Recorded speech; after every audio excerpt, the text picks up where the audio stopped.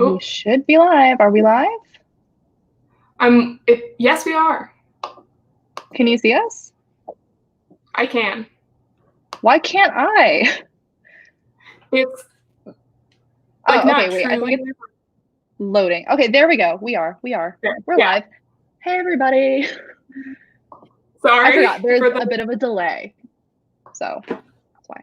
Oh my gosh, we can see people in the chat. Hey, everybody. Oh my gosh, there's so many people here. Thank you guys for coming. I'm so excited. Let us know in the chat. I want to know where you're tuning in from, like where you are in the world. What time is it for you guys? Yeah, me and Katie are 2 hours apart. Yeah, so it's a reasonable time for both of us. Mm-hmm. So you guys might be way more dedicated. Oh yeah, I forgot to say this is our live show because the Anti-Virginity Pact came out today. Paige, would you like to show your decorations? It says it's a book. Like it's a boy? Like it's a baby? And it has like a little party. I got my balloons. It's cute. You went all out. I should have tried harder. Oh, and then I have this. Impressive. I'm going to start selling those on my store. No, I'm kidding. With Sharpie and acrylic paint. I think it turned out really well. I like it. It worked out. It's still a little wet though, so I think my skin might be a little like pink tomorrow. It's going to be like stained pink now. Oh, okay. Got a lot of people on your time page. A lot of people on East Coast time. Oh, we have someone from the Bahamas. The UK, it's 1:30. Thank you for being here. Oh my gosh. Yeah, really. That's some dedication. That is. California, so it's earlier for you guys. 30 a.m. Oh, I think I could like feature comments too. Sorry, I'm still like getting used to how to work this live because last time I did a live was with Google Hangouts and now it's this new thing. But yeah, I think if I like click on things, we can show it. Can you see it? Yeah, there we go. Oh, we have Toronto. Ooh, someone just said tequila shots happening. Oh, we have them. Where did you see that? I can't keep up with the comments. At least you have a shot glass. I'm doing mine out of a wine glass. It's fine. You have limes, so you're pretty prepared. That's true. That was an accident. I just had limes already. Australia, 8:30 in the morning. Ooh, hi, Australian people. That's always so like trippy to me that it's like a completely different day.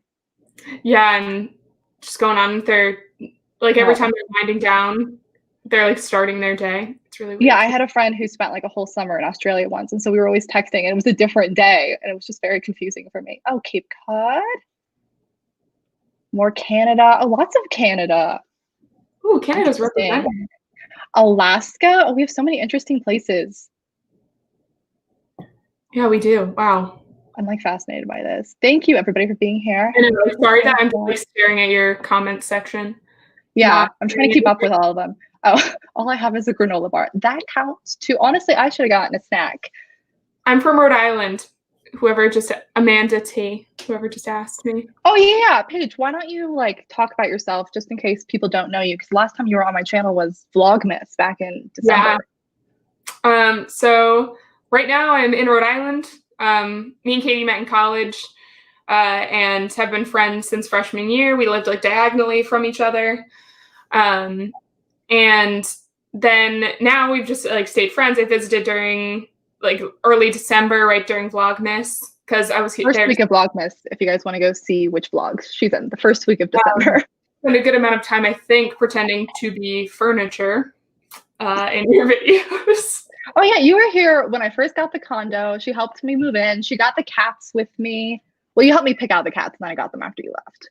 Yeah, and then I am technically still a grad student in New York City at NYU. And then now I'm moving to South Carolina for a job and completing my degree from afar, which is something like New York is doing because it's so intense there right now.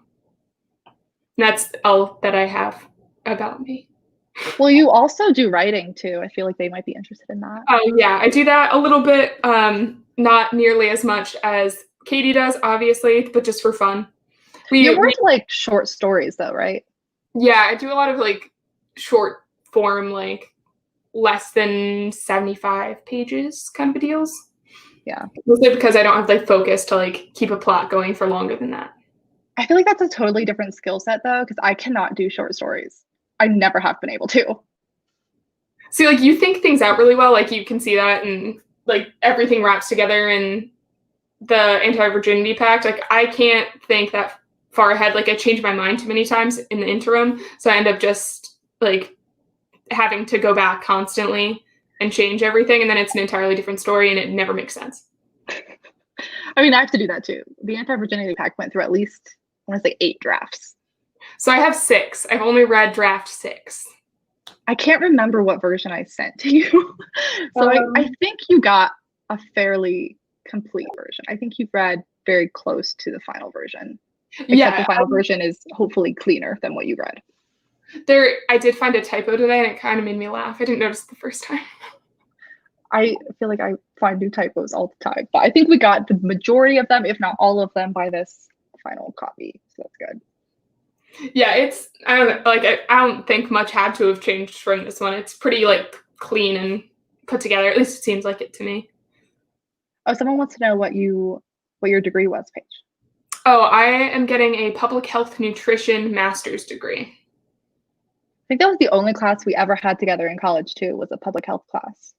Yeah, weirdly. We had classes with all of our other like dorm mates, friends. Yeah.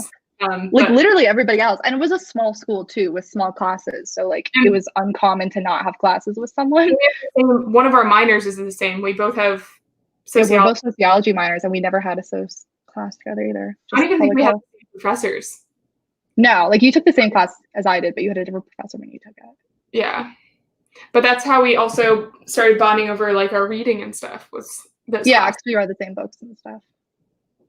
Still one of my favorites. The Spirit Catches You. That was a really good one, yeah. Mm-hmm. It's really upsetting. It was really good. I feel like that's every like book that I say is really good. You have to read this. It's something that's like really upsetting. I feel like I always have to give a disclaimer, like, oh my gosh, this book is so great. It'll make you really sad or feel gross about yourself, but it's so good. You have to like give a warning before your recommendations. Like, you're gonna cry, but you should still read it. Yeah, you're gonna cry and probably gonna be in that like post-book depression for like a good for sure. Yeah. I just finished Heroine, that book. That's on my TBR. I need to read that. Yeah, by Mindy McGinnis. Mm-hmm. And it's not my favorite. But that book also, despite not being like my favorite written of her books, stays with you for a few days. I need to read that one. I just finished Be Not Far From Me by her. I need to read I love Caroline. That was gnarly. Yeah, it was pretty gross. I wasn't expecting that. Yeah, I didn't expect it going in either. And I also didn't read like any description or like summary or even like the blurb on the back before I started it. So it went in a completely different direction than I thought it would. I just turned the audiobook on while I was in my car. So I'm like driving down the highway and then I get to that part. Oh. Yeah. Everyone wants to know, like, your college big? Not at all. It was so small. Suffocating. 2,000 people. Yeah. Like great things and some like weird things. Like you were around the same people always, all the time. And everybody knew everybody's business. It was like a high school, honestly. It was like only a high school. Bigger than my high school, actually. It was half the size of my high school. Yeah, you went to a much bigger. Rhode Island's not as big. Yeah. Okay. Shall we take our shots? We're already 10 minutes in. We haven't. Oh yeah, I think we should. Started yet. This is kind of our tradition anyway. We always do the shots together. Do you have your salt and everything too? Mm-hmm. If any of you are of age and would like to join us with some drinks, feel free to join us. Yeah. I'd also like to know in the chat if any of you have already read the book yet, because I've been getting a lot of messages today of people who like speed read it and already finished it. So if anyone's already finished it, let me know. I'd just be curious. I have to like get this out of my salt shaker. Yeah, I set a little pile in the bowl with my lime. I'm out of practice. I know, me too. I think the last time I had tequila was probably the last wing night. No, when you were here. Oh, you're right. The last time we seriously drank almost exclusively tequila, though, was the last wing night. Was that when we went to the duck pond? Yeah. Maybe we'll tell the story later. Okay, you ready? All right, ready? Yes.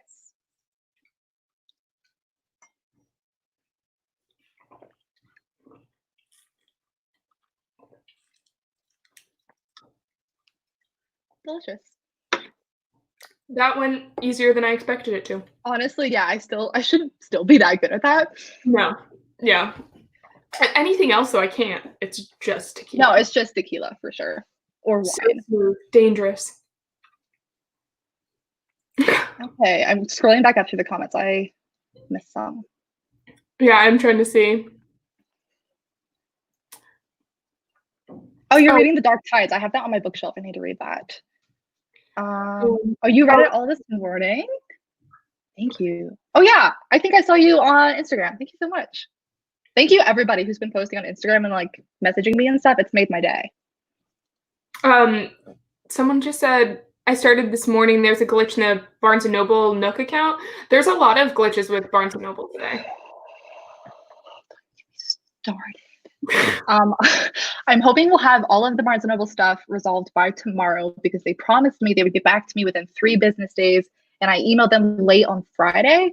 So I think tomorrow should be like the end of that time frame. So I'm hoping we will get that resolved. But I also got a ton of people saying that they got a confirmation email saying that their book shipped. So if you pre-ordered it, I think it's on its way to you. You just can't order a new one now. Mm-hmm. I don't know. Yeah, mine says it already had like shipped the physical. Yeah, I think it shipped the pre-order ones. I don't know what is going on right now. Yeah. But it's everywhere else has been super smooth. Everywhere else is fine. Yeah, someone asked what was the hardest thing about writing the Anti-Virginity Pact, and then biggest fan of yours, Katie, and then a smiley face. Oh, where is that? It's at the very bottom. It's the timestamp. Oh, there it is. I got it. Got it. The hardest thing about writing it? That's hard. It was just like such a weird process writing it because I started writing it like 5 years ago and then like set it aside for 4 solid years and then picked it back up. So I think the hardest thing was like reading the old version of it and deciding, is this worth salvaging? Can I fix this? And then just kind of committing to that.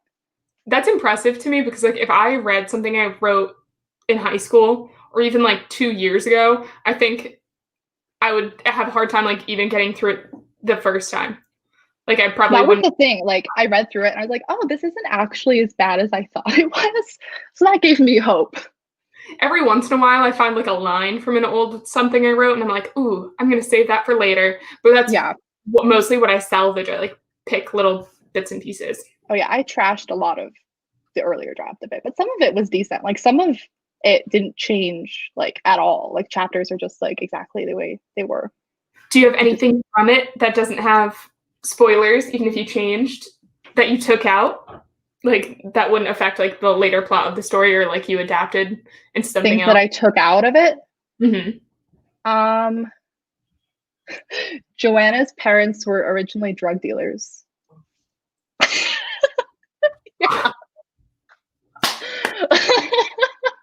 And that's why they were so rich. Oh my god. And the ending was the opposite of what the ending is now. Oh, okay. But I think that's all I can say. Yeah. That's all I can really remember about what's I'm trying to think if there's anything else. Also like, yeah. There's a fine line to walk here where I don't spoil anything. Yeah, it would be difficult because even like small things could lead to bigger things. Mm-hmm.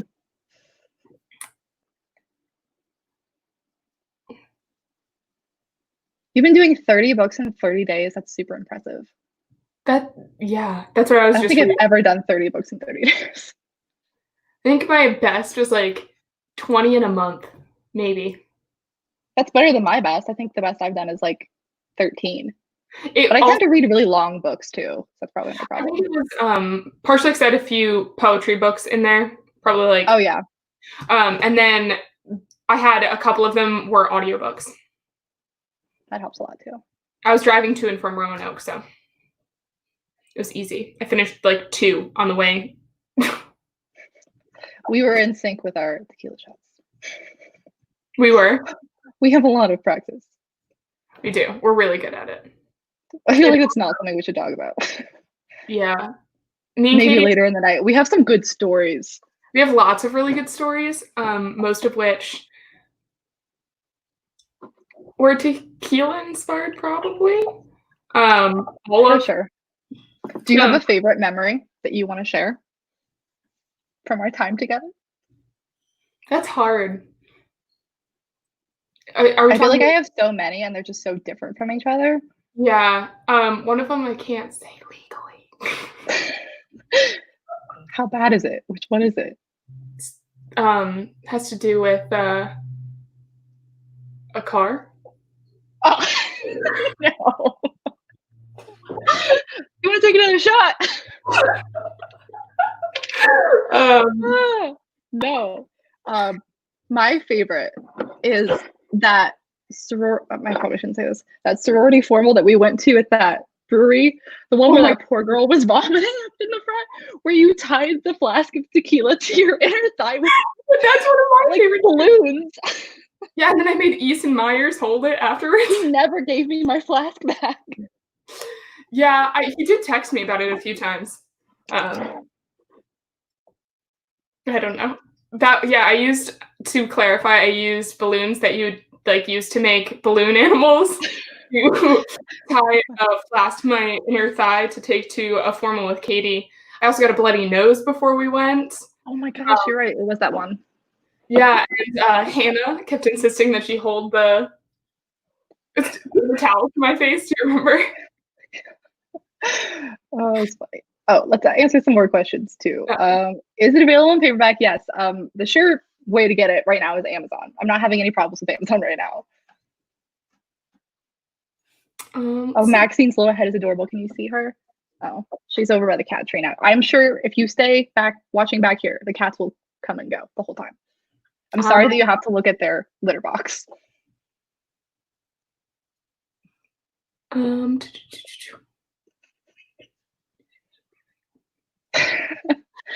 yourself writing books like R.L. Stein? I don't know. That would be great if I could come up with 100 ideas. What you need is ghostwriters. I think that's what what's his name? The guy who comes out with a book and asks Patterson. James Patterson. I feel like I need a series that's got 300 books in it, and that would just be fun. A trashy paranormal series that just has 1 million books in it. We have a series started. True. Paige and I are co-writing a book together. Yeah, we have to come up with fake names though, so you'll never know it's us. Yeah, we'll come up with pen names. Oh yeah, let me answer some frequently asked questions because I forgot I had a list of these.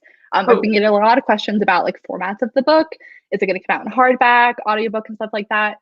Possibly, but don't hold your breath from it, because if I do that, it's going to be the 1-year anniversary. I'll put out a hardcover edition or something.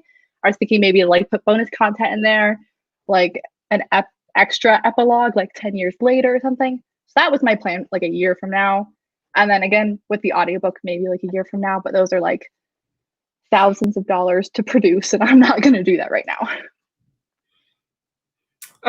Yeah, how about you had did you ever solve the spine thing with Barnes & Noble? I think so. I haven't been able to order author copies because of all of the issues. So I don't have a final copy of the book to see, but I think I fixed it. I just think that's so weird that they wouldn't send you at least that, especially. I can't even click into the book right now to make changes. I can't even get into it. So until customer service gets back to me, I can't do anything. But from the preview that I saw, it looks good. Okay. Yeah, that was. My kitten is watching me with this kitchen. Yeah, that is important for me to know. People like the idea of the co-written book. Paige, do you ever plan on publishing anything of yours? You do have some stuff published. What about your... They're hard to find. They're hard to find. Links down below.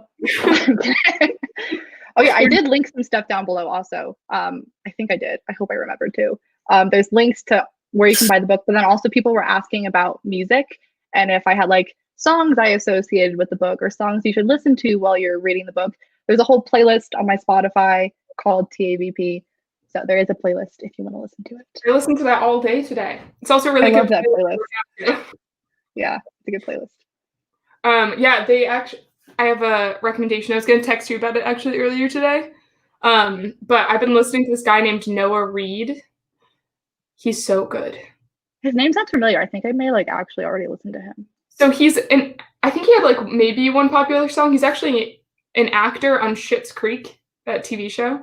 Everyone keeps talking about that show. I need to watch it. It's so good. It takes a while to get used to, but it's so good. Does Barnes & Noble even have the latest, most updated version? Yes.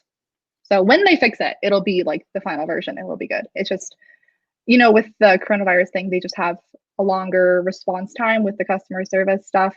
And this problem that we're having right now with the book, we've had before, and it was an easy fix. I just need them to like override the error. And I'm just waiting for them to see my email. Someone said that the cover reminds me of the old school Fear Street series. Do you know what that is? I don't. I'm gonna have to look it up now.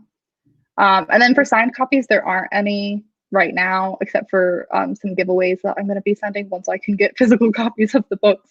But eventually I want to add them to my website. I just haven't done that yet. No, Paige did not major in creative writing. What did you study, Paige? I studied environmental science because I'm indecisive. And also public health and also sociology. And now I do nutrition. I mean, they all kind of go together, I think. It's they not like all naturally go together, but it doesn't, like when you just lay it out on paper, it doesn't make very much sense. I've changed career paths a lot. I've had a lot of weird jobs. Same.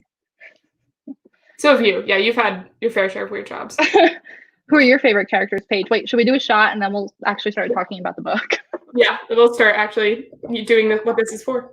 I think this is the last of my tequila in here, so unless I go get another bottle, I'm going to switch to champagne after this. That's fine. I have a beer that I'll switch to. Cool. Although I'd rather do tequila, I'm just trying not to be college Katie anymore. Yeah. Ready? Yep. Ready?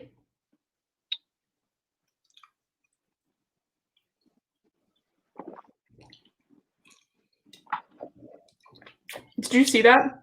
I like lost my muscle memory for a second.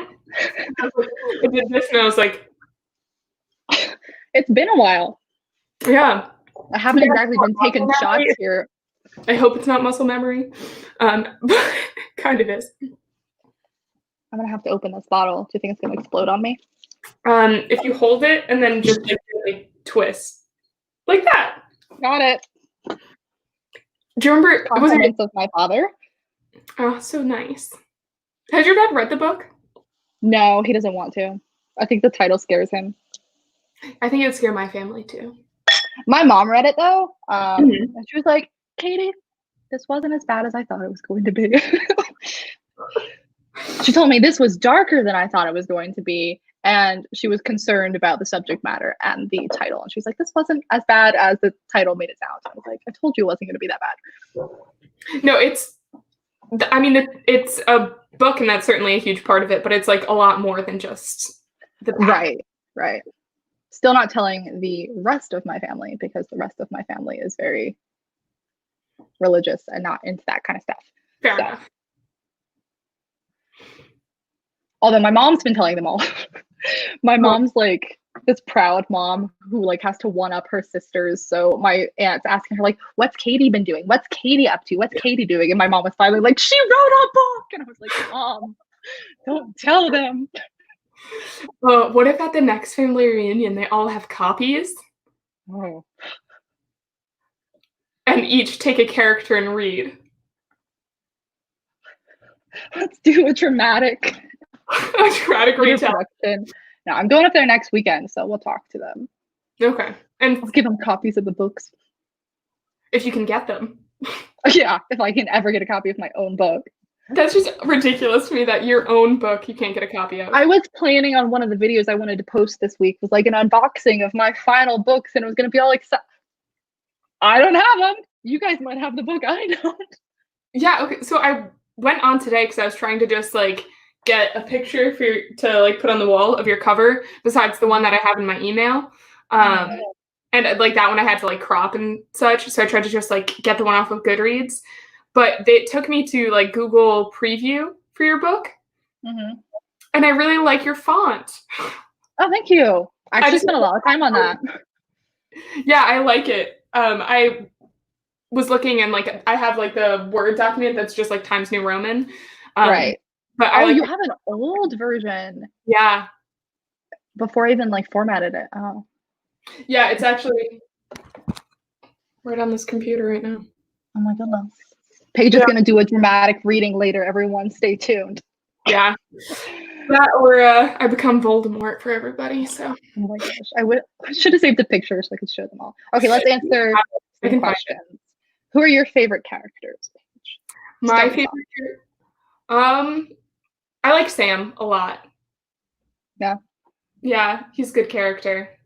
I think in a like I love Joe, but you also there's like I don't want to like spoil anything. Yeah. But there's like a few moments where you just like I like found myself being like, dude, really? You want to slap her in the face for sure. But like, what teenage girl don't you want to slap in the face? Right. That was something that like I don't know. I like knew consciously as I was writing, like these characters are going to come across as like really unlikable. But I was like, but this is how like teenage girls think and act. Like they just like do things that don't make sense. Yeah, and I think you do a really good job of like blending how like you can sometimes as a teenager feel like you're super adult and you make these very adult decisions, but then turn around the next minute and make like the dumbest choice that you've made in a long time. Just like reverting back to like what being an actual teenager is. And so like it's not like no teenager acts their age. They're either acting way older than they should be or acting like they're 7. And like your characters have like a good fluctuation of like behavior where it's not like they're not always making the logical decision. Yeah, I know a lot of people I've seen have been really frustrated with like the bad decisions and stuff in this book, and I totally get that. That was actually like I wanted this to be like rock bottom for this character, and so I wanted to go through like the moral like grayness of like the main character maybe not being the good guy. Like the main character is doing the wrong thing. They're the one in the wrong, and that was like kind of the vibe I wanted to go for. So I understand why people don't like the characters. Because I like reading about unlikable characters, so I kind of purposely went that route. Yeah, and I think we also have like a very similar taste in books, I think most of the time, especially like YA books. So like I like characters that like have a hard edge to them. I don't like them when they're like very like bland and straightforward. Yeah, because I kind of think of this story as like this is the moment where Meredith does everything wrong and like she starts to like figure herself out after this point. And so like you get to see the worst of her in this book. And like you can tell that she thinks it's the worst of her too. Like she knows, which is very relatable. I think everyone's had that moment where you like do something and you like hate yourself while you're doing it, but you do it anyway. Exactly. You're like, why am I doing this? I'm still gonna do it. Yeah. It's like your body reacts before your brain. For sure. Especially when you're like 18. I forgot how old they were in the book for a second. Like 18, your brain isn't fully developed yet. Yeah, and like honestly, mine probably still isn't. No, it's not until you're like 26, right? I got 2 more years. Is it 24 this year? Oh my god, me too. I know. Okay, I got lost in the comments again. Where were we? So yeah, I read. Was writing this book therapeutic? Did it provide for you closure through past relationships?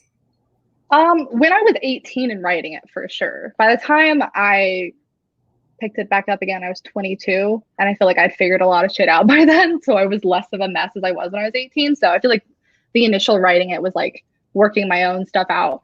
And then with like 4 years removed from it, I was able to look back at it. And I think that's why I was able to revise it better, because I was like so much further from the book, but also just from like that part of my life.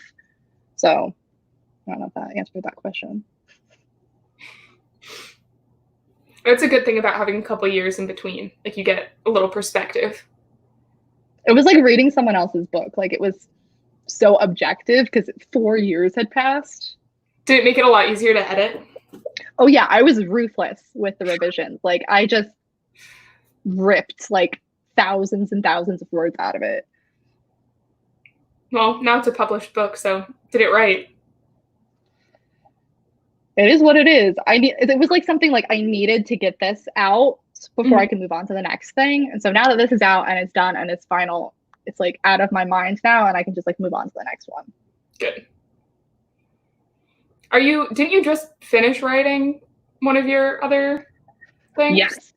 I wrote the sequel to like a new adult, young adult, soft science fiction, kind of like space opera. So I wrote the sequel to that in April. I haven't even read over that rough draft since I wrote it. So I'm like nervous to read it again. But Yeah, I don't know, like that's something like I'm very impressed with anyone who can write science fiction because like I have no concept of how I could go about. well, that's the thing. Like I've been like jokingly describing it as science fiction for people who don't like science fiction because I don't like really hardcore science fiction. So I feel like if people read this series, they're going to be like, this isn't science fiction enough for me. But I don't like that kind of science fiction. So it's going to be a very like niche audience is going to like that it's not super science fiction-y, even though it is science fiction, if that makes sense. Is it called The Sequel? I'm a terrible friend. Oh, it doesn't have a title yet. Okay. The first book doesn't have a title yet either. I've just been calling it Project Z. So everyone, and I've been comparing it to Xenon, the Disney movies. So everyone was like, you have to call the sequel the sequel. So that's just what I call it until I find a title. Oh, okay. Now I get the reference. Yeah. Okay. Honestly, when you said Project Z, I thought it was a zombie thing. Yeah, it kind of sounds like it, right? That doesn't have a title yet either. I'm so bad at titles. That's the hardest part for me. So I spent like hours brainstorming titles. I'm gonna send you this book, Paige, and you're gonna title it for me. Okay, that's fine. I'm struggling. I'm not much better. I don't. The Anti-Virginity Pact, even now, people are like, this was a bad title. That's not what this book is about. And I was like, I know. I can't title things. Yeah, but like, also, what else would you title it? Yeah, you sent that to me a long time ago, and I had thought of nothing better. Literally nothing. I read the entire thing like twice over, and I could not come up with a single thing. That was the title I had when I was 18. The title has stayed. Not from lack of trying. I just couldn't come up with anything else that I liked. I think it's good because it's like the jumping off point. Like you start with it, and it kind of just works its way through. Yeah, and also I feel like, I don't know, it has that little bit of like controversy immediately in the title that I'm hoping is gonna like pique some interest and maybe make people want to read it. But then also you have like the flip side of like people have a totally different expectation for the book going in because of that, and then they're like, this isn't what I wanted. But like I don't know, like I think it's pretty nice and to like see that it twists around because I don't think I could read a book that's just about that. No. Like, and then it would just remind me of that movie, The Pregnancy Pact. I haven't seen that. A lot of people have talked about that since I released this title. I was like, what is that? I never actually watched it, but can you see them? Yeah, I can see them. They're fighting. They released it like when we were in middle school, and it's just about like a true story or like a semi-true story about a bunch of girls who sign a pact to get pregnant with their boyfriends and like try them, I think. I don't know. That's the only concept I have. You want to be pregnant? How old are they? Yeah, and I don't know. And it's like 5 or 10 of them do it, all in this one school. Weird. Yeah. But other than that, oh, Kendall says hi. She says she can't tune in, but she really wants to say hi. Oh, she texted you? Yeah. Oh, hi, Kendall. I'll tell her. She saw it on your Instagram story and my Instagram story. Oh, guys, today Katie followed me on Instagram. I didn't know I wasn't following you. I follow her on my personal account, to be fair. I didn't follow her on my Facebook page. It was so funny. Because you and I like talk on there pretty much every day. We're like chatting or something. And I wasn't following you. Yeah, there's something going on that channel all the time, like between the two of us, all the time. Yeah. That was actually a question I got, I think, on Instagram, was like, how do you hang out with your friend long distance? Like, how do you guys stay in touch? And like, we talk every single day in one form of or another. Yeah, sometimes it's just in TikToks. Yeah, we'll send TikToks or like funny videos on Instagram to each other, or we Snapchat those weird games on Snapchat to each other. Those are always good. And then sometimes we'll just like weird things that people have said to us, we'll like screenshot and send to each other. Or we sent screenshots of dating profiles on dating apps to each other. So I've decided, I don't know if I've told you this, and this is probably something I shouldn't say aloud, and to all my future employers, please do not hire me because I said this. I think we should call it To Catch a Predator, where you turn your dating age range all the way up and you see how many old people like you. You never It's been a very interesting experiment. They've all been like 80 years old. I'm like, yeah, 23. An actual 60-year-old the other day. Those guys are not afraid to super like too, just so you know. Yeah, but then you never talk to them or anything like that. But no, it's just been an interesting social experiment. Let's see. How many times do you think you reread the book through the editing process? Like, I'm not even exaggerating when I say probably like 100. Like, it was a lot. Like, if I never read this book again, I'll be happy because I've seen it so many times and I'm so sick of it. But yeah, I think this is my third or well, I guess it's like 3.5 because I just like skimmed today because I haven't read it in a while, but like I think I've read it probably like nearly 4 times, and I've had it since what, November-ish? Probably. Yeah. Maybe in early. No, actually, you sent it to me because I read it when I had all those electrodes on my head that one time.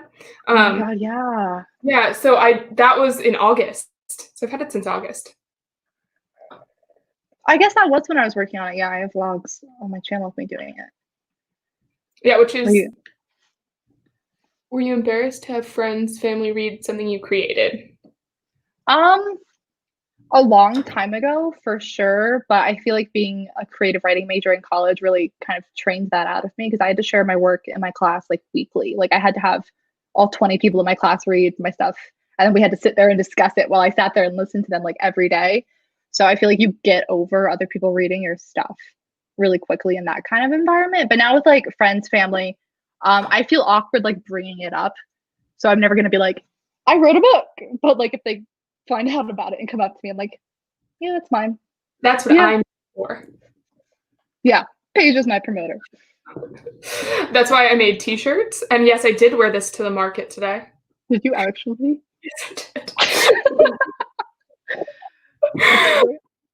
Even wet. Like I wore it earlier, still wet, to the grocery store. I did get some. You are hardcore. I try. I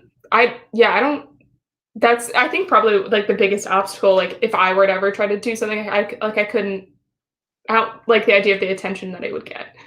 But you also were on YouTube, so people like knew kind of that you already had a presence. Yeah, that's like I post about this kind of stuff on all of my YouTube related platforms, and some people from my real life follow those and some people don't.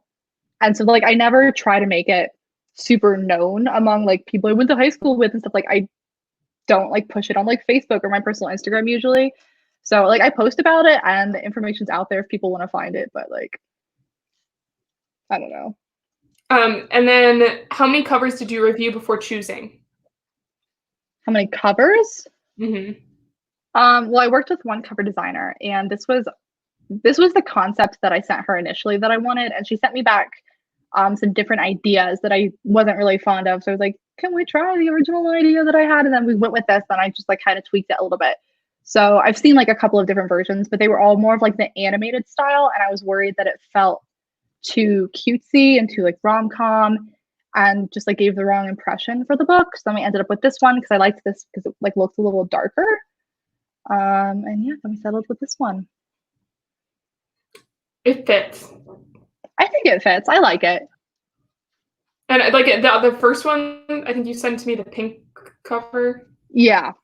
that was the one that like didn't like. It's a cool idea, but it's just like didn't match like the concept of the book at all. No, immediately when she sent that to me, I was like, that's not gonna work. Like that's not at all the vibe of the book. And people are gonna like look at that and then read the book and be like, what the heck? Like, yeah, like they would be, even the one with the like girl on it would be really cool for like a poetry book or like a different book. It just like didn't fit the image of this one. it just didn't fit the tone of this book. Yeah.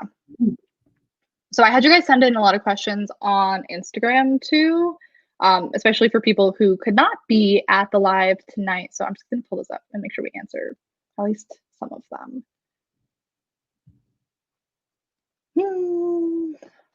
Unless there are any in the chat that I didn't answer yet. I'm looking through it right now. Sorry, I like screenshotted all the questions because there were a lot of them. Did you print your manuscript? Yeah, I used the last of my printing money at college to print it out. Really? Dude, I almost printed it when you sent it to me, and then I went to the place and I was like, and they were like $45, and I was like, I used up like all of my printing money. I was like, all of it at the end of senior year. You could have used mine too. It was during finals week, and that's what I was doing during finals week. I was editing this book and stuff, studying for my finals. Fair. It was senior year. We were going to graduate. It's like, I don't even care anymore. Ooh. Sorry, I'm reading through the questions. And I'm sorry you guys are looking at my reading face. I'm trying to read your questions Yeah, now. me too. We already answered that one. There's been a lot of, the reason why I'm like reading through them all is there are a lot that involve spoilers, and I'm just trying to avoid the spoilers. When did you know you wanted to be a writer? This is like such a cheesy answer, but literally when I was 5 years old. Like it's never changed. Yeah, it's always cool. My mom, and well, I guess he's like a family friend, had a friend who like knew when he was a very little child that he wanted to be a pilot, and that's what he is. Like he just like I went through other phases as I got older when everyone told me writing wasn't realistic, so I like tried out all of the like serious paths, and I ended up coming back to writing. Yeah. Didn't you think about doing like fitness a little bit too? Like yeah, I thought about majoring in health and exercise science because I love working out and stuff like that. So I thought about being like a personal trainer, and then I realized like personal training and like writing, pretty much the same job security there. So if I was going to do one or the other, I might as well do the thing I'm like really passionate about. Yeah, I loved, like, I mean, obviously, like I do specifically sports nutrition now and like hope to continually. So like that also we have in common. So it's one of those things that like also helped us be friends. We're pretty health conscious people. We're the same person. Essentially. You just have blonde hair and you're taller than me. Yeah, I'm really tall, guys. I know you can't tell because you've only ever seen from my shoulders and up. She's a lot taller than me. Yeah, all the pictures Katie and I have are so funny. Even when I'm wearing heels, you're like... I want to see if I can find one. I have the... Where is it? There's one that we look ridiculous. All of our pictures look ridiculous. Yeah. And also, by the way, all of our pictures make us look like we're like trashed in the moment. I guarantee we're sober. That's just like how we take pictures together. The one that you posted to count down to this. Yeah, the one where you like fell over on me. Okay, so what I'm asked, and this is when it started. This is actually you caught the moment on camera and you showed everyone that I decided when people are like, do something funny, and you know how no one ever knows what to do. I'm going to tell you right now, all you do is yell ragdoll and then drop. And everyone panics and tries to grab you. Great pictures. You also will know if your friends are loyal because sometimes they catch you. Sometimes people don't, and there's a few photos of me just laying on the ground. But yeah, me and Katie are almost always sober in all of those. I don't think we have any. Yeah, because we were like the mom friends of the group, basically. Oh, by far. Yeah. We're like sticks in the mud, I guess, compared to our other friends. Yeah. Let's go back through the comments. That's what I'm reading now. Did your cover designer have to read the book? I sent her like a detailed synopsis of it, and I sent her the first chunk of it, but she hadn't read the whole thing. Paige, your glasses are cute. Oh, thanks. Project Z had a full Project Z's cover is something that I just threw together on Canva. If you're talking about like the printed copy, that's not the final cover or anything. That's just something that I made to print it out so I could edit it. Didn't you say you found some people though that might be able to? Yeah, I have plans for the future with the Project Z cover, but we haven't started working together yet. I still have to, I don't know. I'm like looking back at Project Z now that I've written the second book, and I'm thinking, I thought it was really close to being done, but I'm thinking it actually might need some more major revisions. So we'll see. But you have your poetry one coming out soon. Yeah, poetry collection, Poems for the End of the World, is coming out. Steps going over. October 1st. This one's done. This one's ready. Project Z is definitely still coming out next year, but there's a lot of work to be done. I'm trying to like other questions about. I feel like we keep getting off topic. Live stream is supposed to be about the book. Yes, I know we do. What have we not talked about in regards to the book? I'm trying to think. When did you decide that this was like the one that you wanted to like publish? When did you think it was like good enough to like move forward with like the real serious editing? Yeah, that's like a complicated answer and also kind of a morbid answer. I think I decided when I quit my job, when I stopped working for Quark, because like I had a moment where I realized like I was trying to force myself to like work in an office and like do the whole corporate job that you're supposed to do, and I hated it. And I just was like, even if I was in a job that I love, I hate this environment. And also just like with my health, it was just like too hard for me to do that. And so it's just like, this isn't it for me. And with like, Dean is up here now. Hi. He has joined us.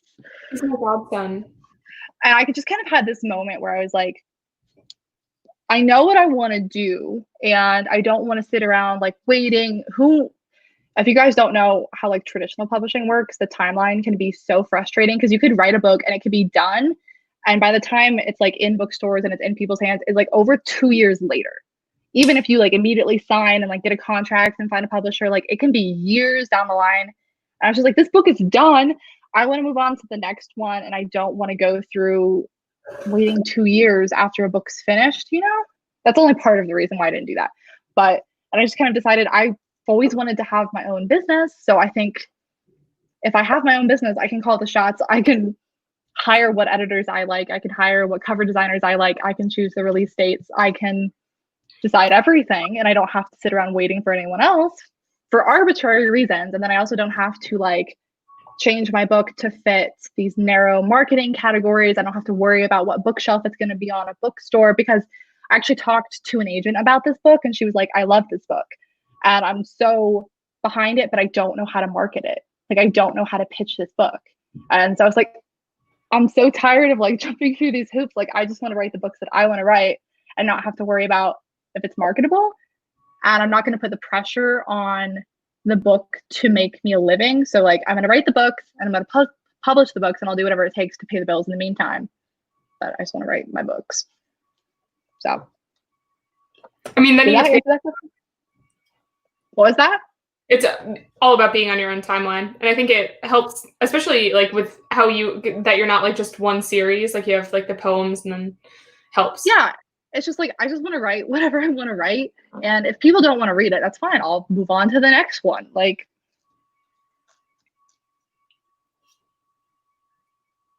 let's be on your channel later. Yeah, I'm going to keep it on the channel. Someone also said that their dog is watching this video with them. That's my favorite comment to get. I get that on videos all the time. They're like, my animal sat on my lap the whole time watching this video. Plot twist, half my subscribers are animals. Well, that you have a secret talent. What is it? The dog whisperer? Maybe you're like totally a dog whisperer. Could have the backup. Oh, that's a question I want to ask you. So the Maltese in this. Tell us about your inspiration for this little pup. Oh, that dog is totally based off my dog. That is totally Bentley. So if you guys don't know, I have a Maltese poo dog. His name is Bentley. I got him for my 14th birthday, so he's 10, or he's turning 10 this year. and he's the love of my life. And there's a dog in the book named Squirt, and she's a little Maltese, and she is 100% based off of my dog. No other characters in the book are based off of anyone that I know or anything, but that dog is based off my dog. Yeah, that's the only thing I could think of that like seemed very, very familiar. Bentley, yeah, no. Cute pup. Bentley deserved a cameo. How's his teeth? He's lost half of them. He's missing his whole like bottom teeth, so his tongue is just like permanently sticking out because there's nothing to keep it in his tongue. So he's just like all the time. But he's cute. He's happy. Good. Now poor Louis has his teeth rotting out too. Really? Apparently small dogs just have a lot of teeth problems. How old is Louis? Louis's hard because we don't know exactly how old he is. We adopted him. He was in like a hoarding situation. We like saw him on the news and we went and got him. Yeah, and so they had no idea how old he was. They estimated about the same age as Bentley. Okay. But now Bentley has all of these health issues where he has like arthritis and he acts like an old dog, but Louis doesn't. So we think maybe Louis is younger than Bentley. We don't know how old he is. I forgot. I think your mom did actually mention the hoarding situation when I was at your house in November. It was horrible. Yeah, no, he was in like these tiny little cages jam-packed with like so many different dogs. Like he didn't even know how to lay down to sleep because he'd never had that much room. Like he sat up to sleep. He'd never seen grass before. When we got him, he had like 10 pounds of his own fur that they had to shave off that was like matted to him with his own waist because he had to lay in it. It was so sad. And then my dad was going to leave the pound because it was taking so long. And I sat down on the floor in the middle of the animal shelter and refused to leave until we got Louis. And then we got Louis. Yeah. I love Louis. Louis doesn't like me, Louis. But I love Louis. He's just shy. He's just scared. He's gotten a lot better now. He'll just like sit on your lap now. Oh, he like as soon as I like was in your house for a few days, so like then he calmed down, but he loves to bark at you every chance he gets. Yeah, it's not he warms up to you. He's the biggest sweetheart. He's just scared. Yeah, he has the cutest bark too. It's not threatening it by any means. It sounds like a small child is getting abused. Like it's a very shrill, very dark, piercing bark. Like I swear it's probably because he didn't know how to bark for the first like 3 years of his life, and so now it's like this screaming noise. Ooh. But you can't yell at him because he's just like happy, and I'm like, you deserve all the happiness ever. Any plans to adding a purchase a signed copy of TAVP to your website? Yeah, I'm hoping to get those up on my website before my poetry collection comes out in October. I just have to figure out how to do that on my website. I think I have to upgrade my website to do that. So it's like a whole process, but they will be up there. Are you interested in writing any other genres in the future? Yeah, that's actually something I've learned about myself is I don't like writing in just one genre. I like jumping from a different genre every time because it keeps it interesting. I feel like I would get bored only writing one genre. So as of now, I've definitely decided I like writing in young adult, new adult for like that age range, but within there, pretty much anything goes. What about you, Paige? What do you like to write? I like to write scary things.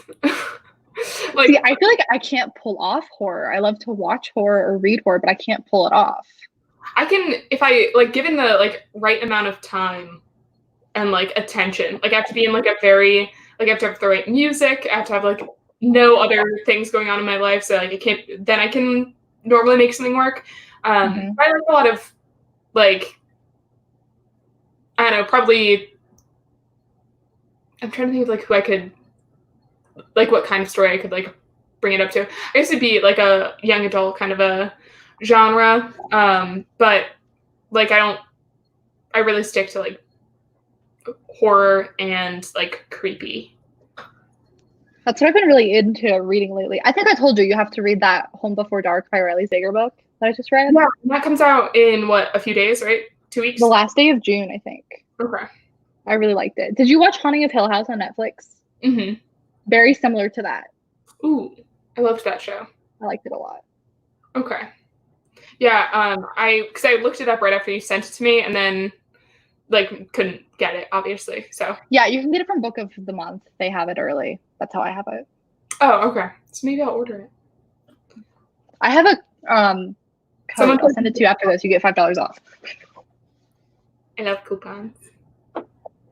Someone said, I think you could pull off horror.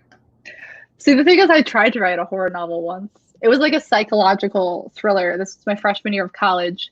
It was a mess. It was so bad. I still like the idea of it because it was all like researched and based off this thing that like actually happened. The execution was trash. So maybe one day I'll go back to that idea. But the book was so bad. But it was such an interesting idea. So I'd love to go back to it. What do you find most difficult to write? The beginning, the middle, or the end of a book? The middle, for sure. You start to lose steam. The beginning, everything's fresh and new and exciting. And then the end, you're like, the end's in sight. I'm going to finish. And the middle, you're like, oh my God. Character. Also, the middle of a book is just like the hardest to get right. Even like published books that I read, it's always like the middle is kind of where it starts to sag in a lot of books. So I feel like the middle is the hardest part of a book to pull off. And it's also the least fun to write. I'm sorry, I keep like looking at myself. I have this bump in my hair, but I can't fix it. Yeah, my hair's doing whatever it wants today. Hello from Australia. Ooh, what part? Paige was in Australia. It was in Townsville. Where all the She studied abroad there. Yeah, me and Katie studied abroad the same semester. In totally different places. In totally different places, yeah. From Providence, Rhode Island. Girl, me too. Oh my God. Actually, I'm in North Kingston. Shouldn't you guys like know each other or something? We probably should. Did we go to high school together? Probably. Are we family? Probably. That's kind of cool. Any tips for a new writer? Do you have any tips, Paige? I'm the worst writer. I feel like I give out the same, like, pretty stereotypical things. I think, well, it also depends on what you're trying to write. If you're trying to read a book, the best advice is to finish a book. Because, like, once you finish one book, that's, like, a new skill set that you've unlocked and you'll be able to finish your future ones. But the hardest thing is finishing a book for the first time. I think it's, like, not giving up in the middle. Or yeah, like, I mean, it could be the worst thing you've ever written, but get to the end. Someone said sometimes I have dreams Katie and I are friends. Cool, Emma. We are friends. Yeah. I know Emma. You comment all the time. I see you all the time. We are friends. I guess. Ooh, that's a really good question. Who would be your dream cast for the movie version of the book? Do you have anyone in mind? I'm really bad at that kind of thing. Although I do have a dream cast for the book I'm working on right now, Project Z. I have like very clear images for these characters, but for the Anti-Virginity Pact, I'm not sure. So I like can't match. I'm so bad at like actors' names and actresses' names. True, I just am bad with names. But I have like a very specific image for all of the characters. Me too. I'm trying to think. It's hard too because I would want someone like true to age. So like I don't know any actors who are like actually 18. See, like I keep trying to imagine like not actors or actresses, but I have like clear images of like combinations of features on like people I know into like a character, but they're not like. How do you picture the main character then? I'm curious. The main character? Yeah. Like relatively short, I would say. Like sandy brownish hair. I feel like I should remember these details, but go on. Yeah, I don't think that's accurate to the. I think she has blonde hair. Yeah, and actually, I could check. But yeah, like I've always imagined her with like kind of brownish, like light brownish hair. It's like pretty straight, and that should be like a relatively like thin framed girl, but like not like particularly athletic. I'm trying to think of someone that we know that I could compare it to. Like not like very like still young looking, I guess. Like still like not like a lot of like chest, not a lot of like curve, just like a very like generic teenage actors in their 30s high school students out. That's like my biggest pet peeve. I guess for my dream cast, I would want like unknown people, like people that you don't know yet. Yeah, There's yeah. no like famous actor that I could picture for any of them. Well, they're supposed to be like finding an Except for athlete. maybe like the parents. I feel like some like good comedy actors would be good for like the mother character. Yeah, I kind of feel like for the mom, like um Jack's dad, I always kind of imagine, or I don't know why I just said Jack's dad. I'm trying to think of like Joanna's parents, you don't really see at all. I wish they were drug dealers though. I should have kept that in the book. They would, even if you just mentioned it in passing, I think That was in the first chapter in the book. I'm gonna send you the first chapter of the rough draft. Actually, I was thinking about making a video about that where I show the first chapter. It's of like the original. it's funny because I can like vividly picture and remember me writing every other book I've ever written except for this one. Like I can't remember where I was, what I was doing. Like I cannot picture myself writing the rough draft of this book. I remember writing it my senior year of high school, but I can't like picture, I can't remember it at all, which is just weird. It's just here. So I'm like, why did I make her parents drug dealers? I don't know. Because it seemed edgy and cool at the time. So yeah, like 18-year-old Katie made a lot of questionable choices in the rough draft of this book. That was a. Do you think that your book would work if the genders were switched? Yeah, I don't see why not. Yeah. Pull a Twilight, do a Did they life and death. Stephanie Meyer. Did they do that? Oh my gosh, did you not see that? Yeah, years ago, Stephanie Meyer re-released Twilight with the genders swapped called Life and Death. Oh no, I didn't see that. But I also, I watched the last movie with you for like the first time in December. So yeah, last time Paige was here visiting me, we drank a lot of wine and I made her watch the last Breaking Dawn video because she didn't believe me about the vampire baby. It was terrible. I was like, you have to see her give birth to this vampire. It like eats its way out of her stomach, and she was like, no way. I was like, let's watch it. Yeah, so I like never finished those books. I just like never get into them. I read the first two and then I lost momentum. So it was all. When did you try to read them? Like, how old were you? Oh, like when did they come out? Like middle school, probably. So like I was in 6th grade. I was 12. Okay, 6th grade. When the last one came out. Okay. Yeah, I think I was in so 6th. We would have been in elementary school. Whenever it was like popular and like they started, like everyone was talking about them, that's when I started. The movies started to come out in 2008. So that's probably when they got really popular. Okay, then probably then. Yeah. Yeah, I read them in 6th grade. I loved them in 6th grade. Like that was what got me to reading the series. Me and my mom read them. Me and my math teacher read them together. Like I would like lend my books to my math teacher and she would like talk to me about the books at the start of the day. So cute. Ugh. I was such a teacher's pet. Me and my Twilight books. Okay, let's see. People really want you to do the video with your first chapter. Yeah, I was really excited about that. And then, I mean, you guys saw like the vlogs where I was talking about the negative stuff with this book and I got kind of discouraged and didn't want to make that video. But I think I'll end up making it eventually because I think it's a funny comparison, both because there's like weird stuff like the drug dealer thing in it, but then also like there's some stuff that hasn't changed at all aside from the first 2 chapters being switched. Like it originally started with what is now the 2nd chapter, and then the pact is chapter 2 in the rough draft. Like, okay, yeah, I can see that. Did you just have, so like what I have is draft 6. You said you did about 8 drafts. Were all of the drafts since you picked it up 4 years ago, or did you like write a few drafts when you like originally in high school and then? I think I definitely revised it once or twice in high school because I tried to get an agent when I was a senior in high school. And so I like had revised it and queried it and stuff. And I actually had like a lot of agents like request the full manuscript and we were in like discussions and stuff and it didn't work out. And so that's why I shelved the book because I was like, oh, something's because even the agents were saying like, there's something not right, but we don't know what it is with this book. And I was like, I don't know what it is. And so I set it aside and I went off to college. So I was like obviously very distracted. And so then like 4 years later, I picked it up and I was like, okay, let's see if we can figure out what that thing that wasn't working is now. So it's cool. Worked out. Yeah, I just like, you're just so successful and I'm so proud of you.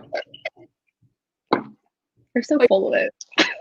dude, we were 18 being agents. When I was 18, I was like proud when I remembered to like turn the oven on it or like defrost the food that we were gonna eat later. Like I didn't do anything.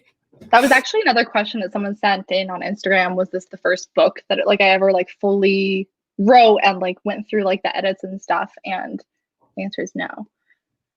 This was the first book that had any promise whatsoever. But the first book that I feel like I wrote and actually like, revised and edited and everything was when I was 16. And I think that was maybe 2 books before this one. What were those about? That one, when I was 16, was called Paradox. And it was about a scientist who made a machine that brought fictional characters into the real world. It was a fun book. And then someone actually like published a book with like that same premise years later. And I was like, oh my God. It was kind of a mess of a book, but it was a fun like hard book, right, when I was 16. Yeah. And I revised that a ton. I can't even remember what the one I wrote after that was about. It was weird. And then this one happened. Oh.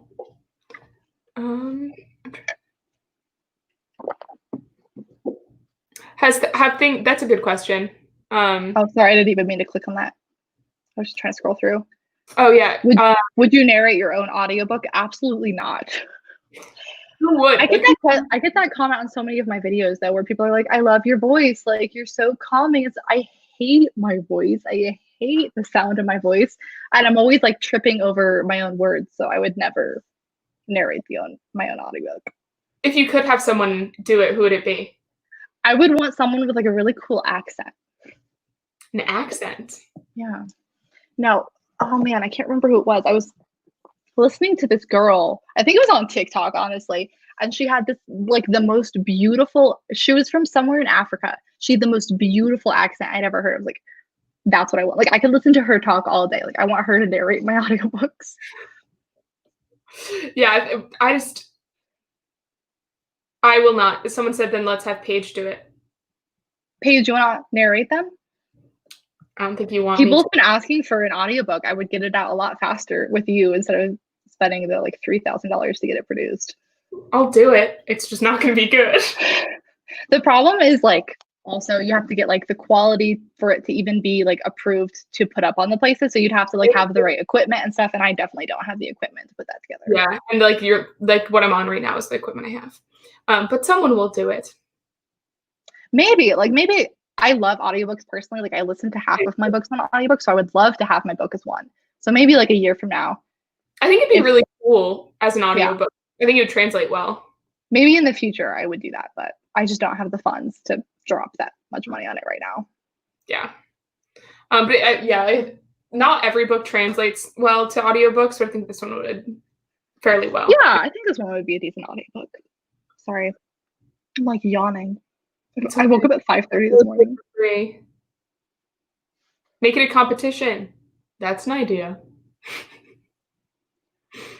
Honestly, one of your subscribers would probably do it for free. Anyone have narration or voice acting experience? Hit me up. I can do that Elmo voice that you hate. Oh my God, don't do it. Don't torture the people. I won't for now. Mostly because I kind of forget how to do it. It has to be an in the moment thing. Yeah, and I haven't had to bother you with it for several months or years now. So. Honestly, I don't think you've done it since we've been in person. Like, it's been a long time. Yeah, I don't think I did it last time we hung out. Like, no, probably not since college. I mean, yeah. Which, do you realize how long ago that was now? Oh, literally over a year now. Should we tell them more stories? What do they want to know about? We have a lot of stories. What do you want to know about? I feel like we have so many just like bizarre stories. Yeah, like, not necessarily funny, just so weird. We could tell them about that bar in Sweden. Sweden was a whole other thing. If you didn't know, Paige and I studied abroad in Sweden together our sophomore year of college. Yeah, right? for like a month. We had like an intensive learning term. Some people call it J terms. We have it in May, so it's our May term. And we went to Sweden, and it was a disaster and a half. It was so much fun, but Still my favorite place I've ever traveled, though. Oh, me too, by far. I think about that weird little vault in Gamlastan with the waffles, the cafe. Those were so good. And that giant, disgusting hunk of meat that our professor put in front of you after. Katie was a vegan, and knew that there was like 3 or 4 other people that weren't eating meat at all. And I didn't eat at all this trip. I think every day we had to go get another meal for you afterwards. And the professor knew I was vegan. We had a sit-down meeting in his office where I told him about my diet before we went on this trip. And then he always ordered for us at our meals. And our first meal there, they put this, like, literally a cube of meat on the plate in front of me. And I just sat there like... I would say it was as big as a softball. At least. And then when they came to clear the plates and I hadn't touched it, they were like, you didn't eat anything. Like, why did you? I'm like, I'm sorry, I don't eat meat. And then they looked at the professor there and they were like, yeah, so upset that he hadn't told them. And then he was like, we didn't know. And I was like, you liar, you knew. And they had, like, there was a couple other people too that, like, weren't eating it. And then the following night, or like a couple nights later, he took us to this, like, old style dining where we were supposed to, like, eat, like... Was that the Viking place? And he started off with like a meat board that had, like, elk jerky. It had, like, reindeer and reindeer heart and just all of these gross things. And then salmon. And he wouldn't let us order for ourselves. He wouldn't let us order drinks, even though it was, like, legal for us all to drink alcohol there. He was like, no, we'll have your delicious tap water. And then I swear to God, this man stole, like, half of the budget from our trip, because then he and his wife went on a separate trip afterwards and stranded us at the airport. And didn't tell us. They just were like, have you been through customs before? We were in the customs line and they're like, yes, we're gonna leave. You guys good? And we were all like, what? And they were like, how many of you have been through customs before? And, like, 3 of us raised their hands. We're like, okay, you guide them through. And we were like, that was clearly not allowed. Okay. And they had, like, thankfully we were ending in, like, I didn't have a layover. I was, like, getting off the next place. And I think you had a layover, but it was pretty long, right? To Colorado. I don't even remember. That whole day was a blur. We were on, like, 3 hours of sleep anyways. Yeah, we slept very little, actually, that whole trip. Those little twin beds. Yeah, they gave us 2 twin beds that were literally an inch apart from each other, as if you weren't sleeping in the same bed. Like, there was this much space between Katie and I on separate. And we were, like, so jet lagged. Like, oh my gosh. I brought this big thing of melatonin and we both took, like, 10 of them to try to get to sleep. I totally forgot about that. Oh my God. No, we were so excited though because there was, like, Swedish Netflix and they had different movies than our Netflix had. So we were like, let's watch a Netflix. Oh yeah, we did watch Netflix. Wow, there's a lot of things I forgot. I liked the place that had the sign outside that said the best margaritas in the world, and they did indeed have the best margaritas in the world. Yeah, Kate are pretty well traveled, and I have yet to find a margarita that I enjoyed as thoroughly as that one. Is that where we met the guy who tried to get us to come on his boat? Or yes, and the one who took pictures with us. And the what? Yeah, the guy who took our picture. Oh, yeah, that was the same guy. Yeah. So me and Katie were in this bar, and like some of the other people from our group, we got caught in the middle. So, like, we didn't realize that there were, like, sets of 6 of us, and so there was, like, me and Katie and these 2 other girls and these 2 other girls, and it turns out me and Katie are drama. And there's a lot of drama. We had no idea between the 2 other groups. Everyone else hated each other, but and we were like, both groups liked us.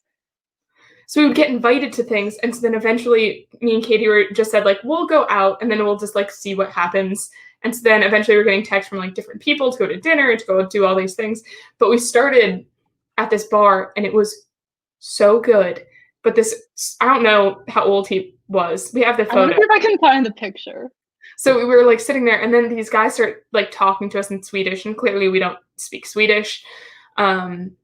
And so then he just makes this motion, and his friend stands next to us, and he takes a picture with us on like a cool digital camera. And then motions us over and like takes a selfie with us, and shows us the pictures to like, I guess, to approve that they were good, and then tried to We get us. didn't understand anything he was saying.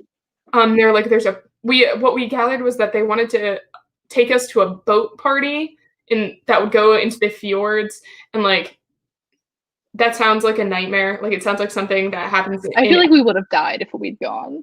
I don't think any like foreign traveler has said yes to that and come back. I found a picture. Oh, do you have it?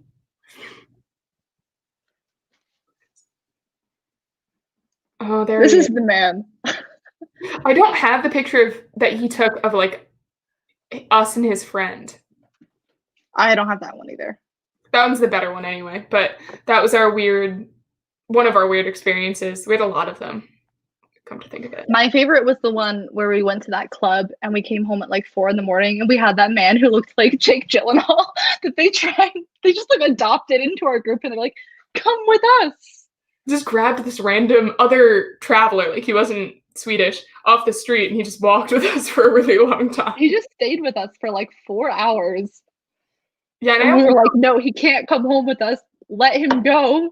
Yeah, there's always like one girl in every girl going out night group that like grabs a stranger and like thinks it's totally okay. They think it's normal, and the rest of the group's like, what are you doing? Who is this stranger? Yeah, that one. Sorry, I just dropped my phone. What other stories do we have? Not just from Sweden, but someone wants to know if you would write a story about Sweden. I don't even know how to possibly organize that because it was just like a mess of a trip. Yeah, I don't know that I could write anything coherent about it. Well, definitely not like nonfiction, but maybe like fiction. We would have to go back, Paige, so I could research and we'll write a novel. We should live there. That's where we could do our co-written novel in Sweden. That's like the one place of all the places I've traveled that I would go back to first. I loved Stockholm. It's like the only place I could actually see spending a significant amount of time. No, yeah, like I could live there. I loved it.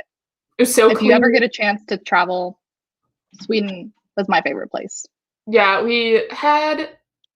there's like a lot of really pretty cool things that I'm sure you could do. We just didn't get to do them because our professor was a mess and a half.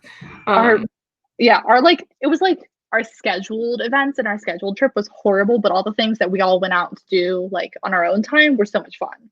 And in a way, it bonded all of us because we were all like, we all hated that professor. He also had our professor had this weird way of talking to Swedish people where they would do something very normal and he would say, oh, that's very Swedish of you. And like, I just feel like to their face. And like, they would always look like offended. Not just one, but like probably hundreds of people on that trip. He would just say, that's very Swedish of you. Who says that? And him and Tapwater and that kid that he told Sam, who he told that one guy spoke Russian. He set this kid up for failure. He told him that this diplomat was someone who spoke Russian fluently or was Russian, and that he, as this kid has studied Russian for years, should try to talk to him, like practice his skills, try to use Russian. So the boy goes up to him. He's like a diplomat, like someone that is very powerful in Sweden, and starts talking in Russian, and he just goes, huh? And he just and so, but everyone just watched this kid talk in Russian and said nothing. Well, no one liked him anyway, so. He was hard to be around. He was very intolerable. Okay, let's get a little bit back on track. Also, yeah. Paige, if you have to leave, I know this is going really long, feel free to let me know. Oh, okay, I have other things going on ever. I just had a margarita. You can join our club.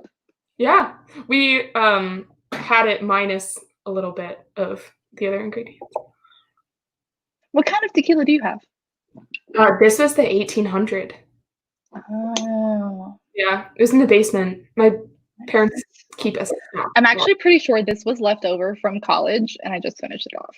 Isn't that what you got in that like last sorority basket? Probably. Wasn't that who ended up being like your secret person? Wasn't that like Bree? It was Bree. Yeah. Which is why her gifts were so good, because Bree knows me so well. Didn't she also give you that like hair towel though? Yes, but isn't that so Bree though? Like, I know, that's who else would come up with that? I wish we had Bree on this live stream so you guys could meet Bree too. Bree is our other friend from college. She also went to Sweden with us. She is nothing like us personality-wise, but she's a riot. At all. Like, she is completely different than us. She's like the extroverted, chaotic energy that balances out our like introverted nature. And she like gets really annoyed when we talk about reading or writing for too long. So yeah, she's not into any of that stuff, but she is. I love Bree. I'm so glad we're friends. I am too. I hope she's watching. I don't think she. It makes no sense that we're friends, but we're friends. Yeah, and like of all of the people at Roanoke College, though, she ended up being one of my favorites by far. Like,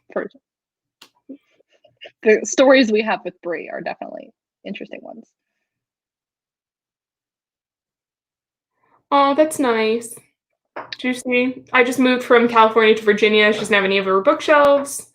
But it'll be your book will be the first physical book she gets to hold in her place. Oh, that's so nice. If you guys end up getting physical copies of the book, send me a picture. I want to see it. I'll be very excited. Yeah, they might see it before you. Honestly, I have like a non-official version. Like this one there's been corrections to the interior, but you can't tell from the outside. It looks final. Yeah, it turned out nice and vibrant. Like the cover. The Barnes & Noble one is poppin'. I'm so disappointed that they've been so like difficult to work with because the product is like not like a significantly better quality. Like there's nothing wrong with the Amazon one, but it's definitely like brighter. Yeah, because like even just what you held up right now looked pretty. Well, yeah, I have the Amazon one here to compare. Like I did this in a video, but you can like totally tell like just from the spine, like how bright one is. Yeah. But this one's thicker too. Like this one's significantly thicker. Yeah, just different formatting, I guess, but it's just like the page quality actually.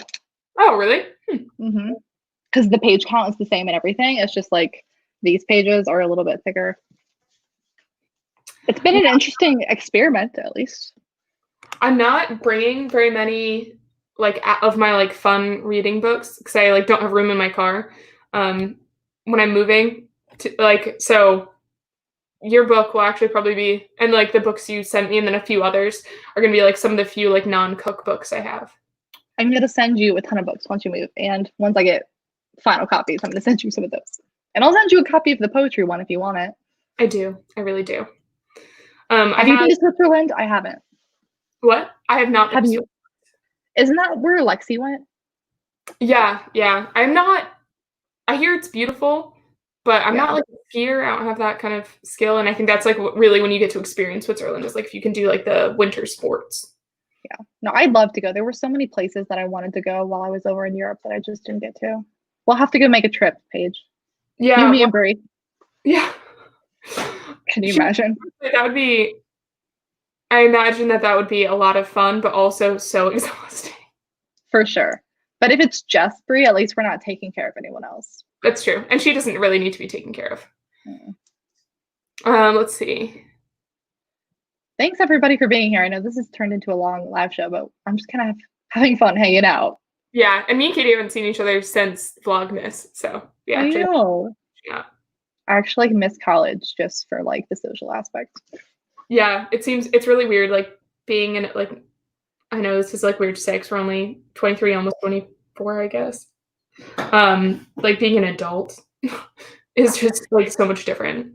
It's just weird to think that like we're never going to go back to that. And there's like not that immediacy of like friends. Like you can't just like walk down the hall and say hi to someone. No, I miss living next to all of you. Oh my God, yeah, go get some food.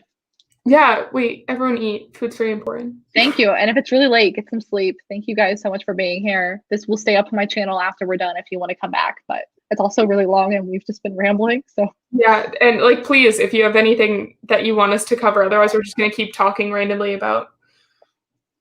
every friend group is the chaotic extrovert. This is actually something we can talk about that kind of relates back to the book. A lot of people were like talking about the dynamic between Joe and Meredith being like the cliche like shy friend and extrovert friend. So I'd be interested if this was like your experience, Paige. Like almost all of my friends growing up were more extroverted than I am. I would say as like a shy introverted person, like all of my friends have been that way. And yeah, I think most of my friends were pretty loud and outgoing for the most part, and I was always like the tamer.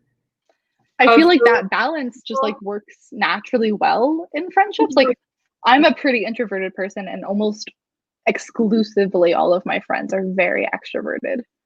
I think that like being the like lower and like the lower like social friend, like I mean like the more introverted friends, like you always need that person who like tells you and like makes you go do social things. Exactly. People to like help like tamper that down, so they don't always have to be the fun extroverted Right. fun friends. So I think it like always balances really well. And like with the characters, like you're always gonna have someone like that, and it's always you always have like those weird little fights. Like they get in a couple of little like tiffs throughout, just based on like your energy levels. Like you things that you think are a good idea, as like an extroverted person might not seem so much to like an introverted person. So they have like a really realistic like banter about like how like you handle different social situations. Right. Oh, I thought that was interesting. Sorry, go ahead. No, someone said they have to go do homework. Go do your homework. Oh my gosh, are you still in school? Or is it like summer school? But either way, I hope you get it done well. Yeah, I guess if you're in high school, I guess maybe. June 16th, do schools go that late? I think my like high school, because they didn't have any snow days this year, would have graduated like this week. Like they would have ended this week. Really? We finished like the first week of May. That's so weird. Oh wow, it's just like college. See, that was like yeah, like early. See, ours were middle end June every time.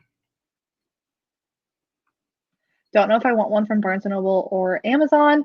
Go with Amazon because Barnes & Noble is iffy right now. And at least with Amazon, you are guaranteed to get your book. That's all I'm going to say. Also, I actually personally like the Amazon copy more. Even though the colors aren't as bright, I kind of like that it's thicker. And I don't know. The pages are thicker as well. I don't know, personal preference wise, I kind of like the Amazon copy more. But it's also just a more secure thing because I'm really fed up with Barnes & Noble Press, and I didn't think they would be this difficult to work with, but. Was your entire writing cohort really close friends? Someone asked. You mean like my writing classes from school? That's what I would assume they mean.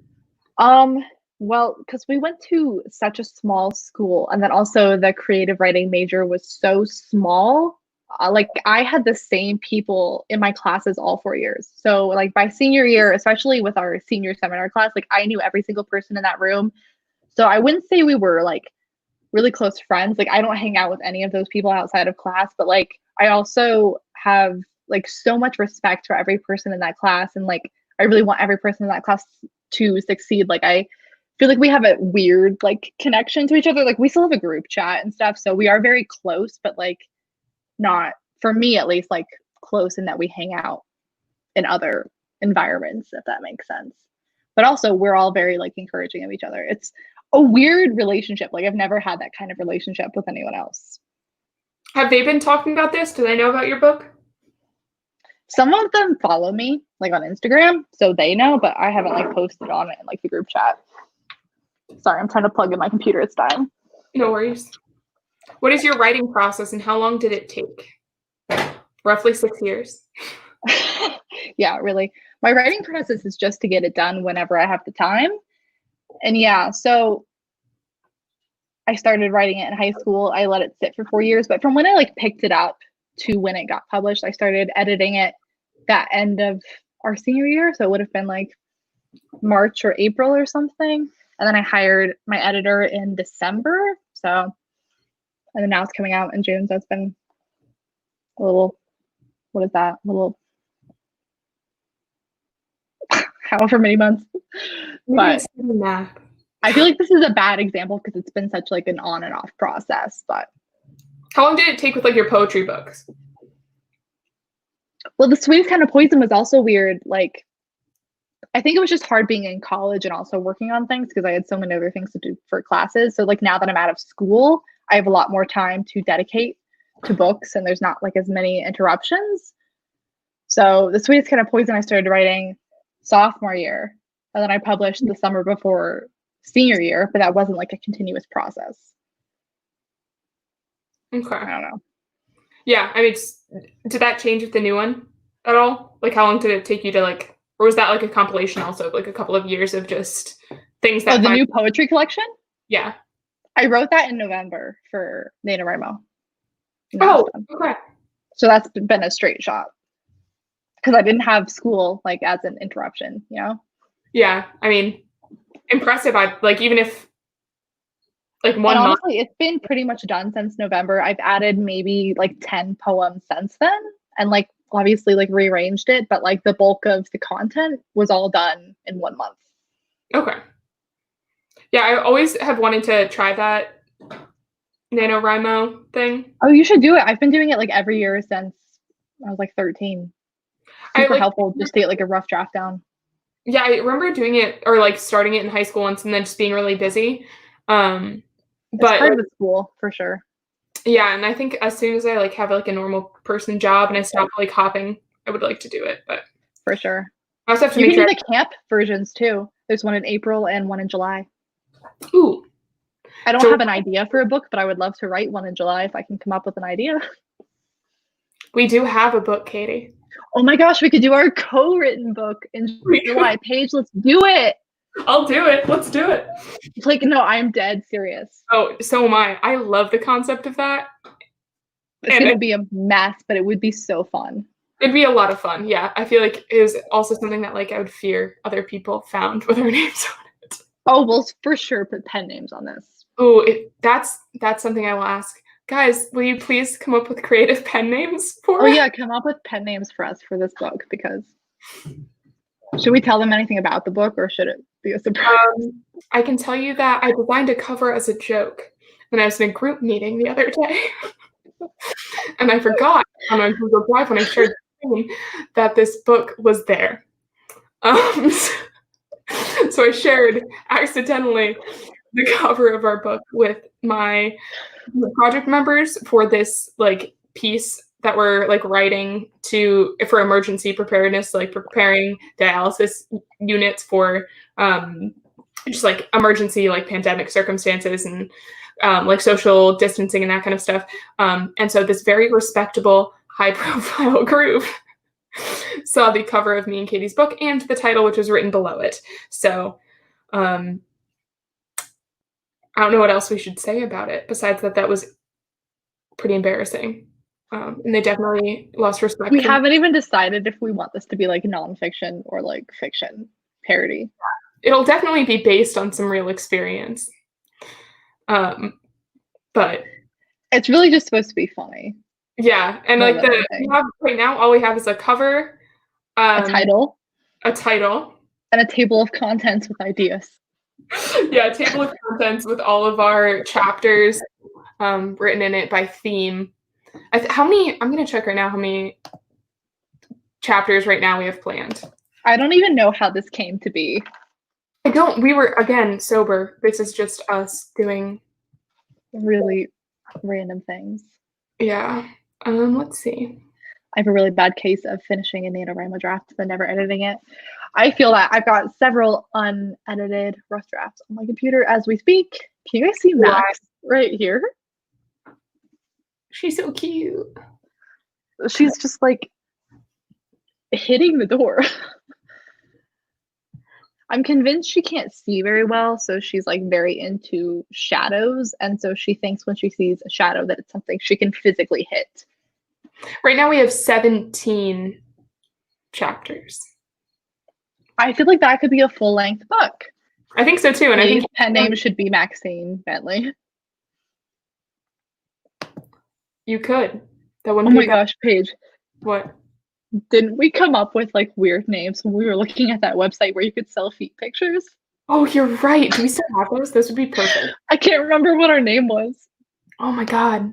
They were so funny. They were so funny.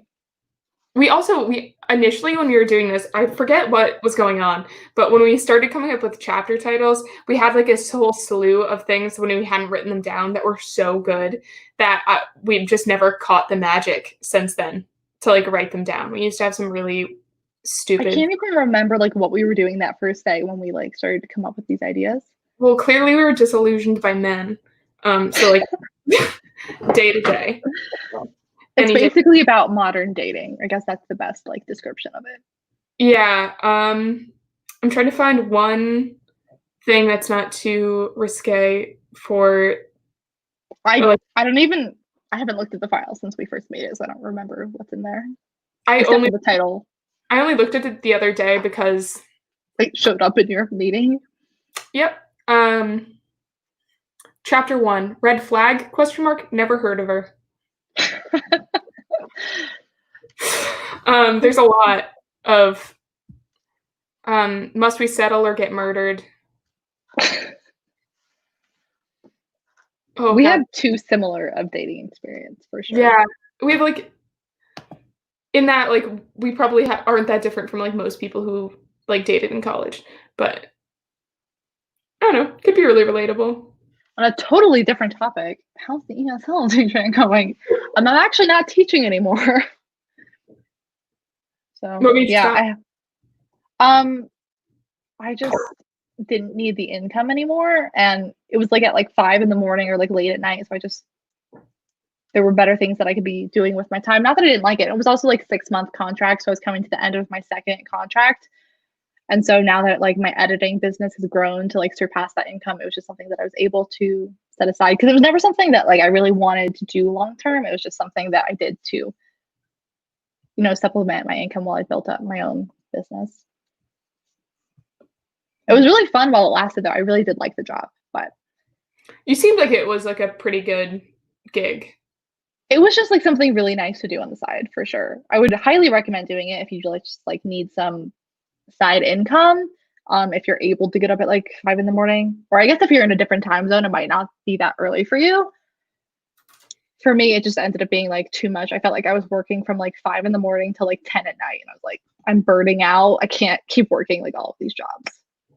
Yeah, my job's about to be about 5 a.m, but really? Yeah, I think so. Get up before the guys start practicing.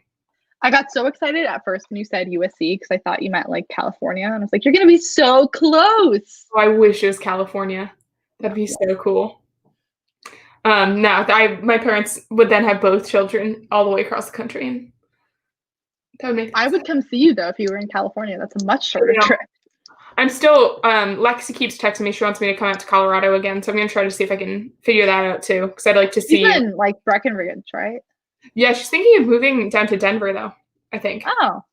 Yeah. I haven't talked to her in a while. Yeah, she just every once in a while will catch up really quickly. Yeah. But a lot of Roanoke people are out there. Nikki is out there right now. Wait, Nikki is in Nikki? Yeah, this is Nikki. What made you a full-time writer? I mean, I'm technically not a full-time writer, but like what made you want to be one, or what made you like able to be one? It just says what made you be a full-time writer. Like I've always known I wanted to be a writer. When I was in first grade, I wrote a book and my teacher stapled it together, and I sat in their teacher's chair and like read my book aloud to the class. Like I've always known I wanted to write to an embarrassing degree. And so yeah, now I just basically do whatever I have to on the side to support that. And also just like working jobs that allow me to have a schedule that's like more compatible with creativity. Like working a 9 to 5 was so exhausting for me that like I felt like I didn't have anything left to write. So now that I have like several like part-time jobs. It's like easier to like fit around, if that makes sense. So it's like less exhausting. Like I go in, I nanny, and we like watch movies or we like jump on the trampoline. It's not like as mentally exhausting as like sitting in an office all day. I think that would be hard to get ideas too if you're just sitting staring at the same scenery every day. True. Yeah, I'd like come home from work when I was working in that office and I was just like done for the day and I had nothing left. Oh my God. Speaking of modern dating.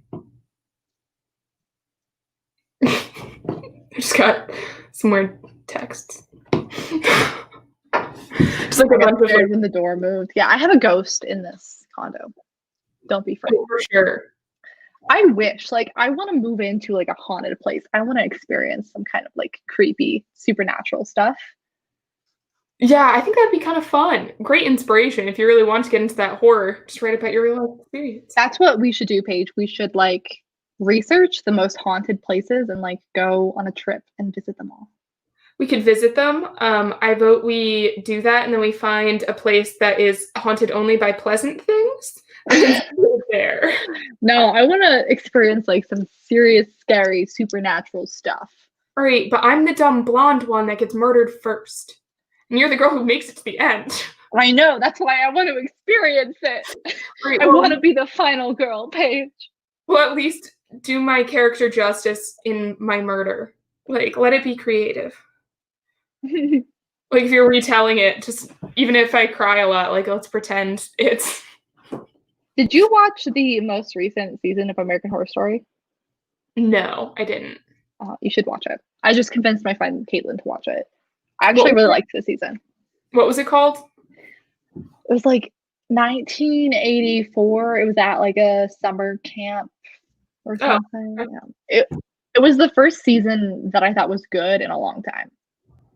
Yeah, because there was a few that really just like killed my steam on the show. Really, after Hotel. I haven't been really into it since Hotel. I was about to say season 5. Yeah. Do you remember when we tried to make Juliet watch Hotel? So we got our 2 friends who like do not like horror at all, and we were like, it's not that scary. It's a little creepy. It's not going to be that bad. And then in the very first episode of that season, there's a worst season to make them watch. There's a man who gets attacked on a bed, and if you've seen the show, you know what I'm talking about. And didn't we both just like straight up leave the room at that point? Well, because we all screamed, like actually screamed, and they all left the room, and they were so upset with us, and so we've never convinced them to watch anything like that since. I couldn't even get them to watch Donnie Darko. Only me and Katie watched. I love Donnie Darko.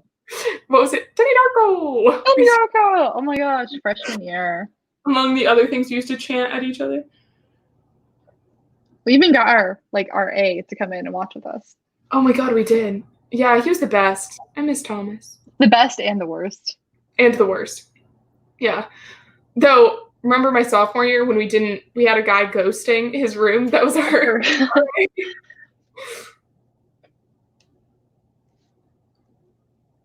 He said someone's watching The Flash on Netflix. I've never seen that. Have you? I've heard good things. No. I've heard good things too, yeah.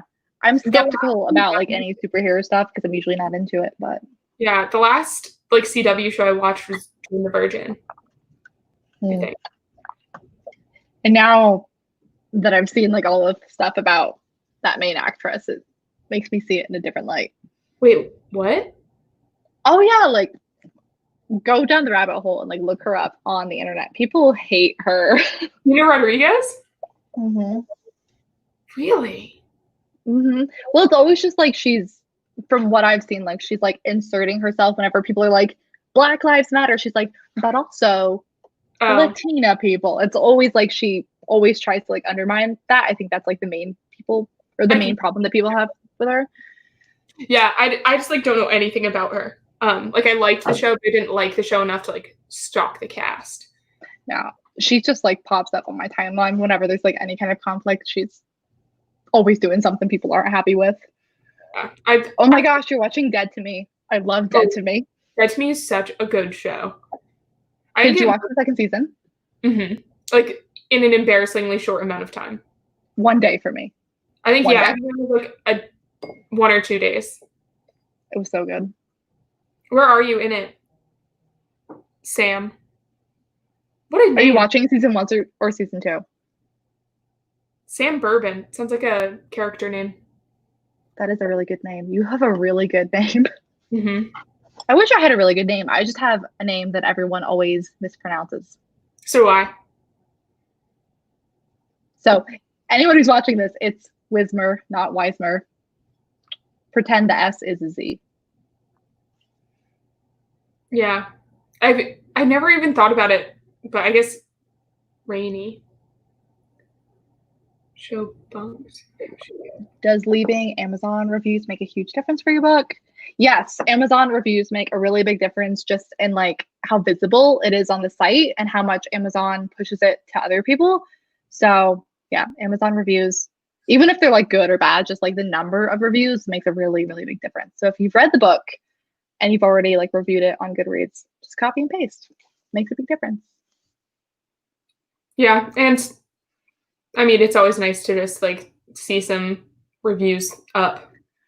Yeah, I mean, like when you buy a product, are you going to buy something that has no reviews? I don't. Or only has like 2 reviews? I mean, if it's on Amazon and it's cheap enough. Yeah, but it like, I don't know. With books, especially, I personally look at reviews. Yeah, I mean, I'm currently trying to like furnish an apartment for super cheap, so like that no review, no rating table that's $12. But it's cheap. I feel that. What else can we do to help besides buying the book? I mean, word of mouth is the best thing that you can do. So just like if you like it, tell people that you know, post about it, that kind of thing. Request it. You can library carry it. I was about to say you can request it from your library. You could request that your local bookstore gets some copies.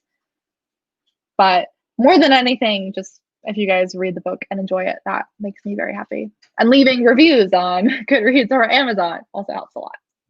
Ooh, and if you are artistic, fan art's always cool. Oh my gosh, that would be so cool. Someone made this like collage before the book even came out, just like of Pinterest pictures of like a mood board for the book. And I got so excited when I saw that. It was so cool. Yeah, I saw someone did on, I think you posted it to your story, like someone had like written out the pact, like blacked everything Yeah, out. that was so cute. I love it. Yeah, I wish I remembered who that was. It's probably still on my story. I can check. Someone asked if it's YA or adult. It's YA, right? It's YA. They're seniors in high school. Let's see. Oh yeah. Her name is All by My Shelf. I mean, that's her at. Her name's Olivia. It's really cute, and you guys should look at it. That's really cute. Yeah. Yeah, I just think it would be really cool to see like how people interpret it, like just in terms of like artistic vision. No, I love like all of the pictures people have been taking and stuff. That's just been very touching. Thank you. She's on season 3 of it. Episode 3 of season 2. It's so much happens. Did you like season 1 or season 2 more? There was such a big, because I like watched it when it first came out, like almost right away. The first season and the second season.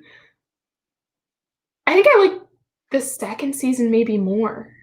I was honestly surprised by how much I liked season 2. That almost never happens, especially when season 1 is so good. That twist within like the first couple of episodes, I was like, oh, I was so excited. I loved that they went that direction. And I love a show that actually like has me on the edge of my seat the entire time. I love like every actor in that show. Oh my gosh, it's like one of the best shows I've seen in a long time. Yeah, and the guy I just love that Teddy from Westworld is in this. Did you ever finish that season of Westworld? I did. Actually, fairly. Is it worth it? Because I haven't. Yeah, I would say I would say season 3 was a huge letdown. I gave up after like 1 episode. I have to watch it a little behind because I'm still on my ex's HBO. Oh my god, use that until you can't anymore. I have to wait until he watches it so I can watch it. So You really think he's smart enough to notice? no, I don't have that kind of faith in him. I don't either. But like, guys, that is you. The second he's like, "Yeah, I want to be your boyfriend," boom, get that HBO password, because they can't tell you're on it. And that's been the best thing I've gotten from that relationship. That's funny. The names Meredith and Joe remind you of Grey's Anatomy. I wrote this book before I even really got into Grey's Anatomy because I got into Grey's Anatomy my freshman year of college and I wrote this my senior year of high school. So weird coincidences. Is that show over? No. Oh, just we don't have any more episodes anymore. I think they just finished the most recent season. I gave up after they got rid of a certain character. I didn't even watch the last episode for that character because it pissed me off enough that I was like, I need some time to get over it before I go back to watching it. I have some very controversial opinions about that show. So, how far did you watch? Up until I think the same character that you stopped watching. Really? Because I stopped watching this most recent season. Oh, no. Then I stopped watching after, I don't know if I'm allowed to say it. I wouldn't spoil it. Do you know like what season number it is? I think 9 or 10, maybe 10. What letter does the character's name start with? D? Oh, okay. Yeah, I think a lot of people stopped watching then. But I like just never liked him, so it really didn't bother me that much. I just didn't get back into it afterwards. Yeah, that's fair. I just didn't find him likable. No, he reminds me a lot of my ex-boyfriends, honestly. Yeah, no, he's like every toxic relationship I've ever been in, he kind of reminds me. Right? Like all the red flags. That show I just really couldn't. It's like stopped having characters I liked. Like no one was enjoyable to watch anymore. Yeah, it's just a show that I loved having on like in the background while I was like doing other stuff. But I low-key love that show. I mean, anytime I'd like need a show to like fill time or I just like need background noise, I put that on or like one of the comedies like Scrubs or 30 Rock, but I've watched it all the way through twice now. I don't know that I've seen it all the way through more than once. I know I've seen the first few seasons. It's actually kind of fun once you get like to where it is now to go back to season 1 because they look like so young and everything's so different and everyone's alive. It's just very different. Have you watched Spinning Out on Netflix? Yes, I loved that show. I just watched it. Yeah, apparently they're not getting a season 2, which makes me very sad. What? Oh, I really loved that show. Yeah. I thought it was watched like in 24 hours. It was so good. Yeah, I like how this live has literally just us turning talking about TV shows. Yeah. Someone said, "What are you working on now?" Basically, I've just been waiting for this book release. So that's like off of my mind. And then the poem book is coming out in October. And now I'm hoping to focus back on Project Z and revisions. But I really need to get some more beta readers, I'm thinking, because I'm kind of stuck. I don't know where to go from here. It's just, it feels like a mess. I like to read it. Yeah. I need someone who will be like brutally honest with me. I wish I could have sent you when I read this one originally. Most of my comments were good, obviously, but I tried to send it to you, and every time I did it, I didn't have Microsoft Word yet. Yeah, I don't know why we had so many issues with that, but I'm definitely going to send you this one because I need you to title it. Ooh, someone's watching Vampire Diaries on Netflix. Oh my god, I love that show. I don't remember when I talked about it last, but I think maybe you and I were texting about it not too long ago, and I watched like half of season 1 again, and they look like such little babies, and all their problems are so insignificant. I just rewatched. I liked like the majority of that show this year. I've actually never made it to the end of that series. I remember, I think senior year of college, I actually finished or maybe even just afterwards. But I remember like I hadn't seen it live. Like I definitely stopped watching season or 2 before. That was something my mom and I used to watch together. My mom every Thursday night when I was 14 in or I guess that would have been like freshman year of high school. We used to watch that together, and it was this probably a personal thing. I shouldn't say on the internet, but my dad, I don't remember how this came to be, but my dad like freaked out when he realized my mom never had like the talk with me, and my mom's response was, "She watches the Vampire Diaries, Steve. She's fine."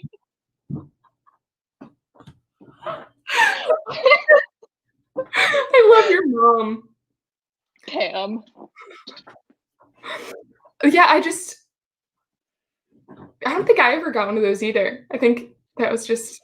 I was 14 and we watched the Vampire Diaries. My dad's like, "You haven't done it." My mom's like, "She's fine. She knows everything she needs to know." Yeah. Vampire Diaries, great educational tool. Apparently. That's fair. Oh, so, what? got two kitties down here. Oh, I miss them. They're just sprinting. This is their prime time of day where they like to like chase each other. Yeah, I saw them like fighting behind you a little bit, like probably like 20, 30 minutes ago. They've been having a good time.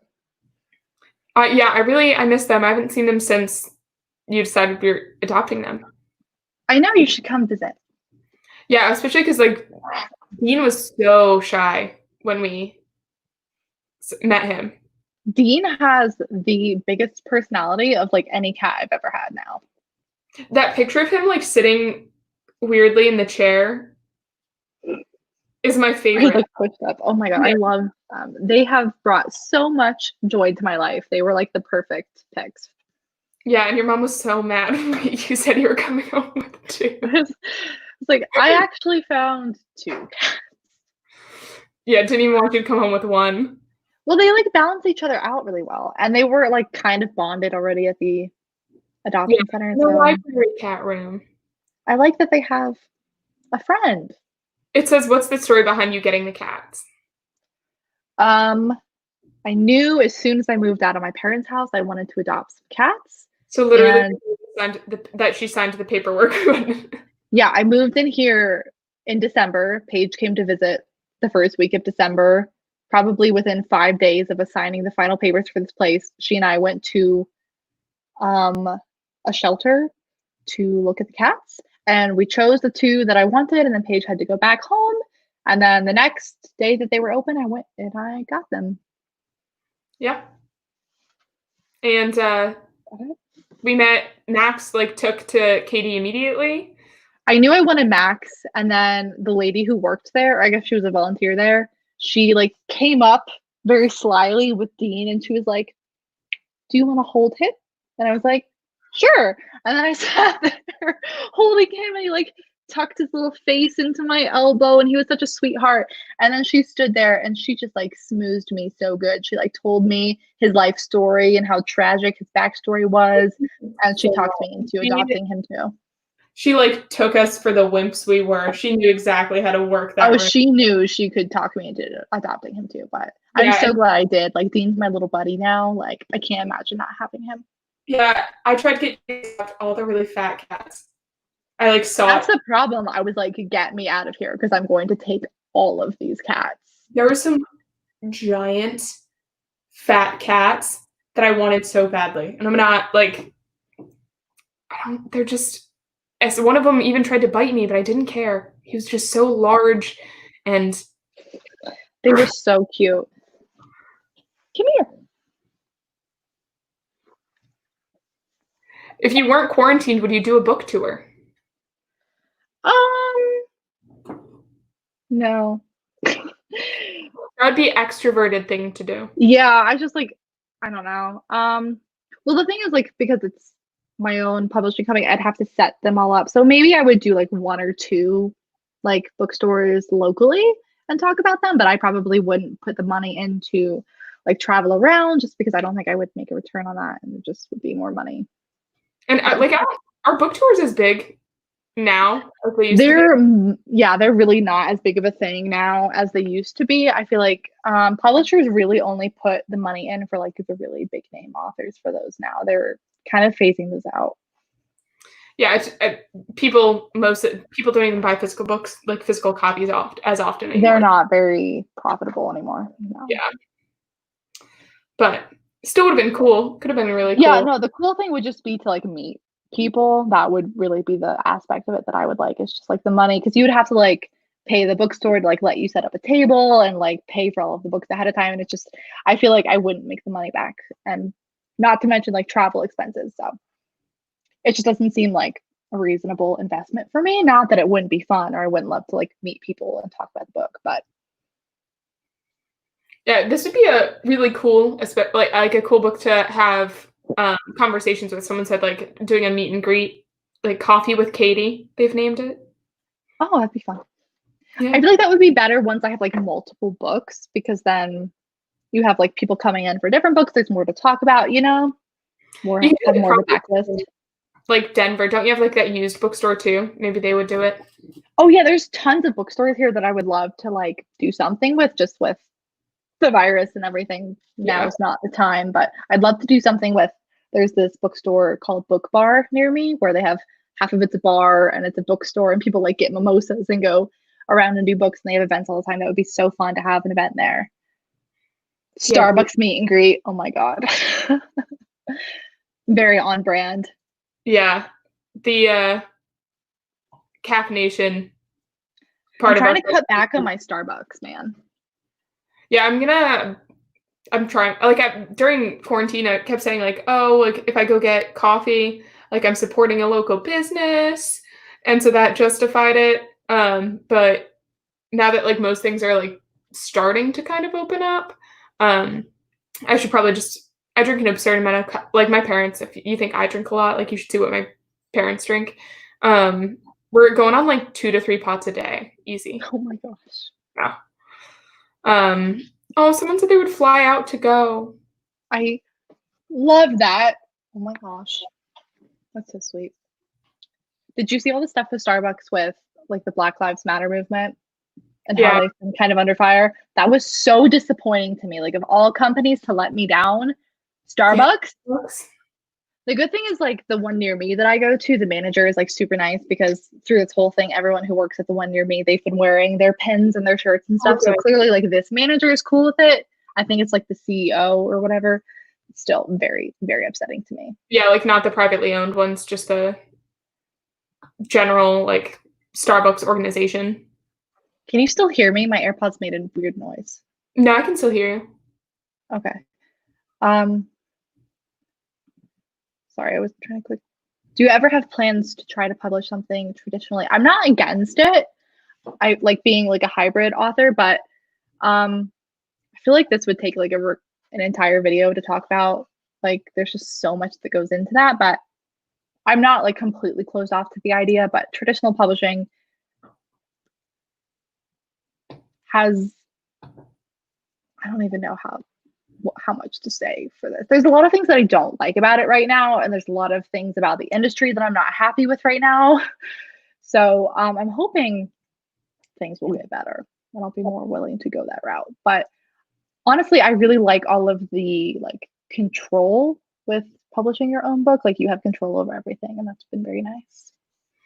Do you think you would ever, this is a question I've had for you. Do you think you would ever want to publish other books through your own publishing house? I've gotten questions about that. Yeah.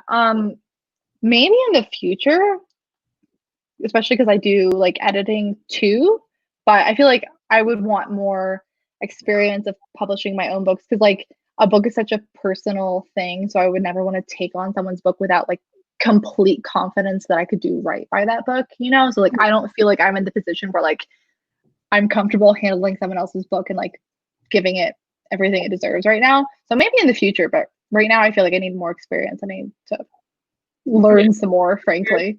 It's what your publishing has been like live and like its own entity for only like less than a year now, right? Yeah. Even like the first book I published, like it wasn't anything. It was for fun. Like, it was like a throwaway project. Like, I didn't care if I ever made any money from it. It was just something I wanted to do for fun. And it ended up being way more like successful than I was hoping for or expected.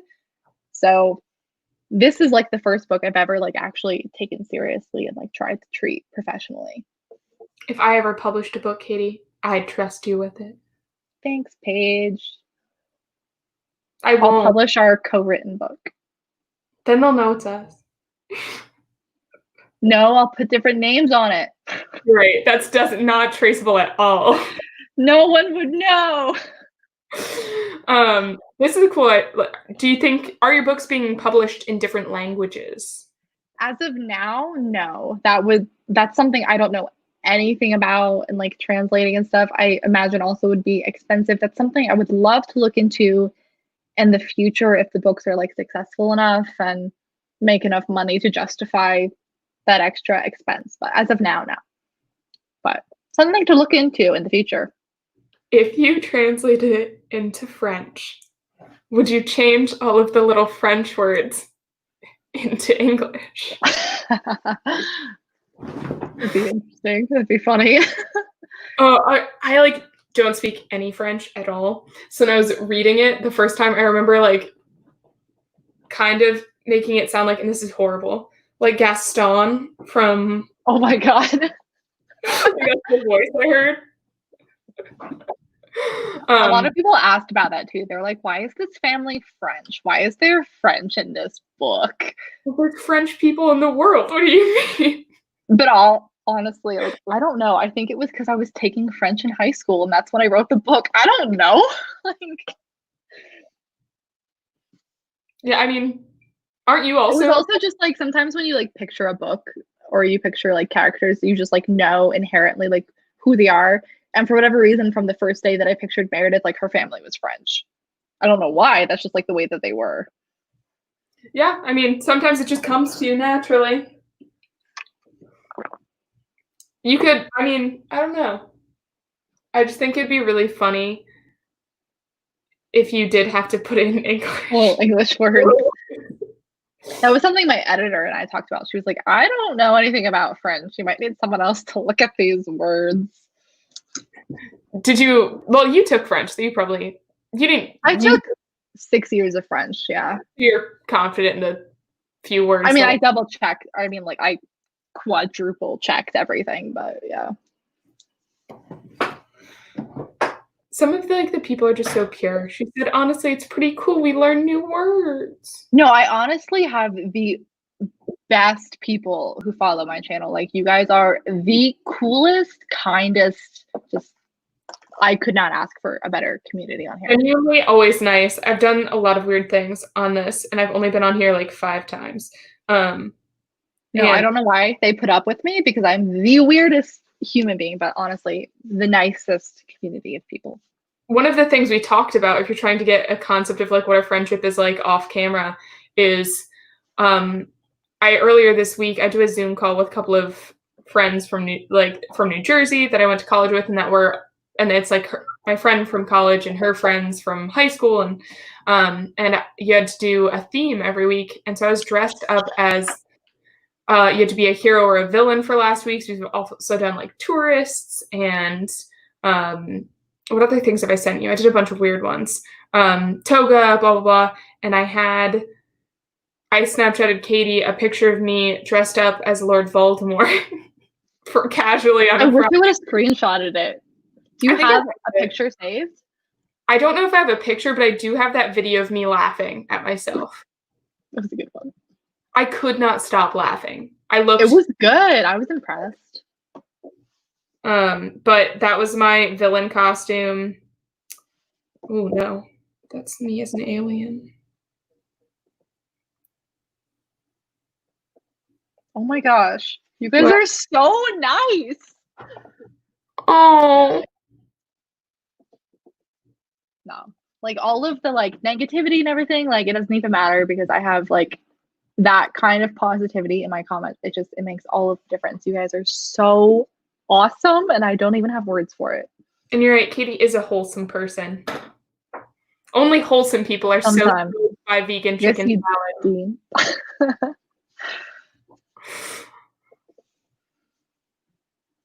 Oh.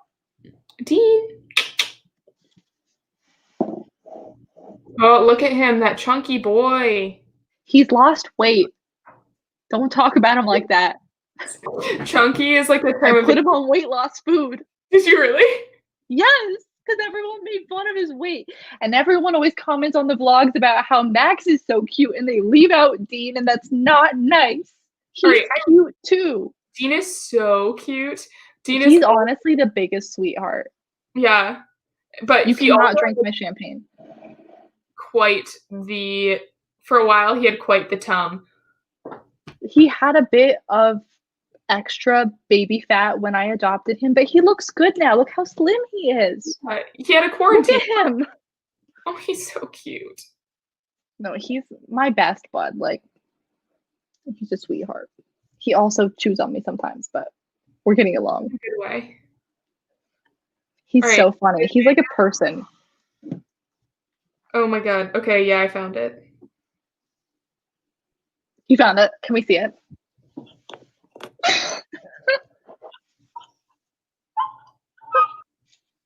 You get to hear me squeak laugh. Can you see this little outfit in that? Yeah, I had like a whole robe thing. It was my high school graduation robe. You still have that? We didn't get to keep ours.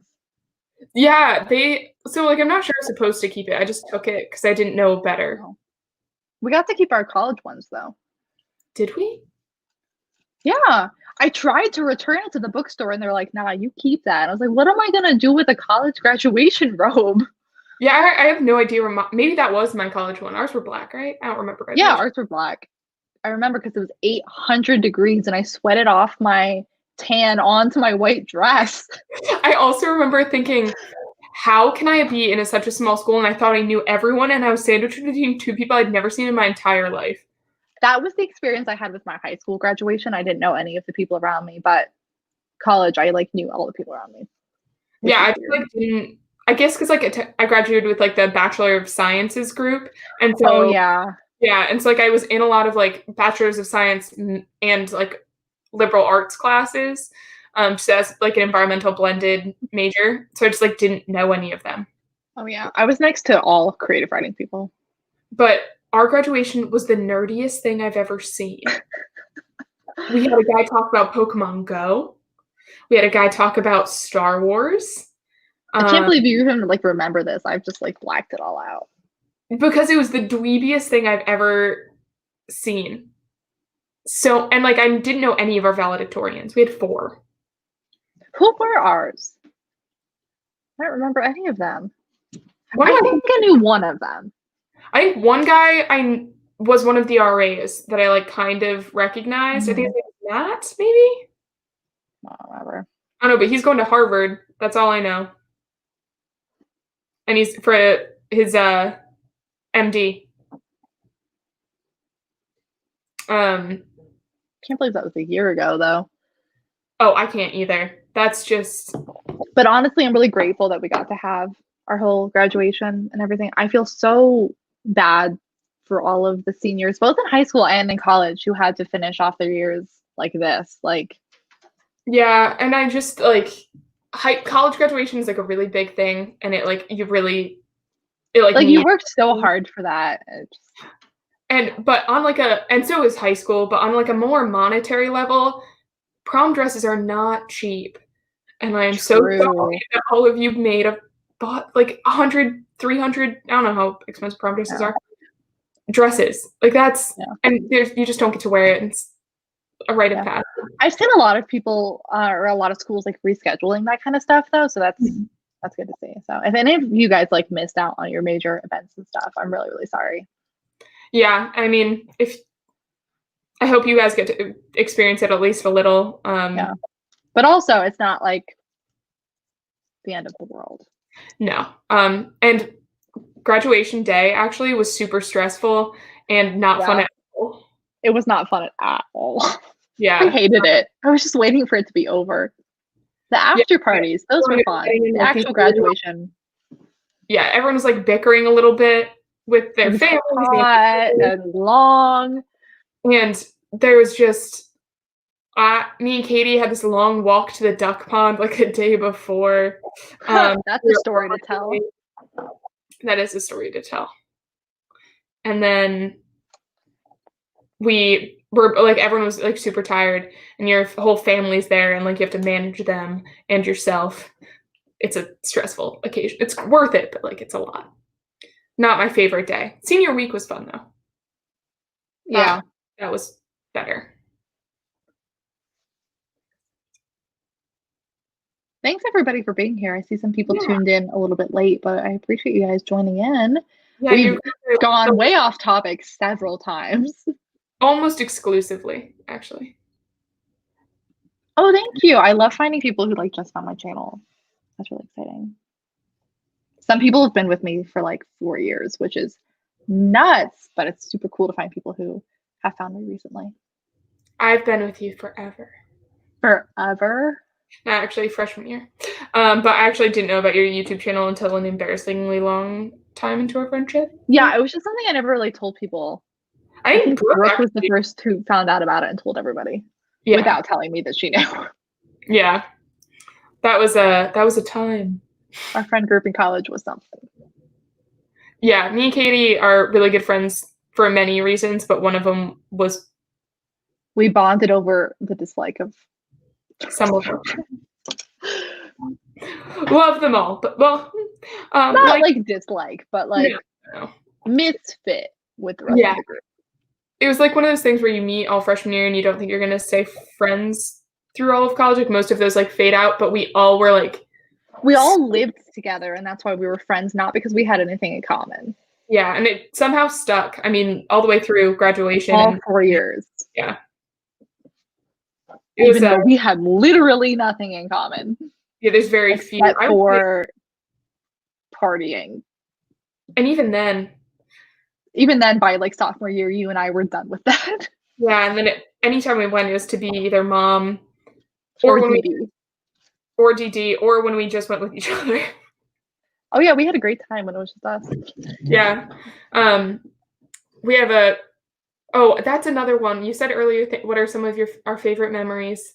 When we walked home on Halloween from... Oh my God. That was junior year. Yeah. Me and Katie did something really stupid. We're not sharing that, Paige. I'll be general. We were just really drunk and like dancing, and then we walked and like having fun and whatever. And then we were walking home, and we don't know why. Like there was people who could have driven us home. We just walked all the way back to campus, and it's like a mile or so. That's not that far. Yeah, it's really not far at all. We were on the separate campus just for Greek housing, for like frat houses and stuff. Yeah, and we were like.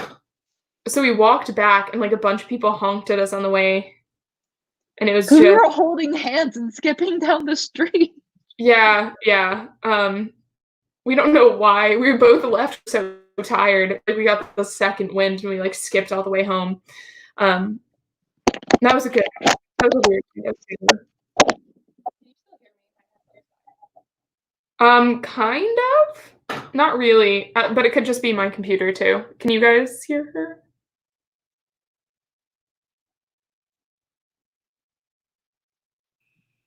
Can you hear me now? Yes. Okay. Yeah.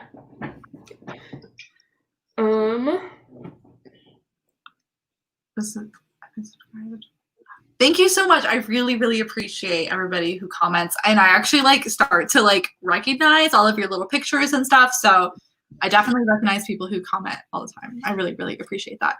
It really throws me off though, when you guys have been commenting for like a long time and you change your picture, but like the tone of your comments is the same, and I like recognize something. But this is just a question. How many of you guys watching have actually like either got like art copies or like have read all or part of the book so far? Because I know you can get it on Kindle and Nook.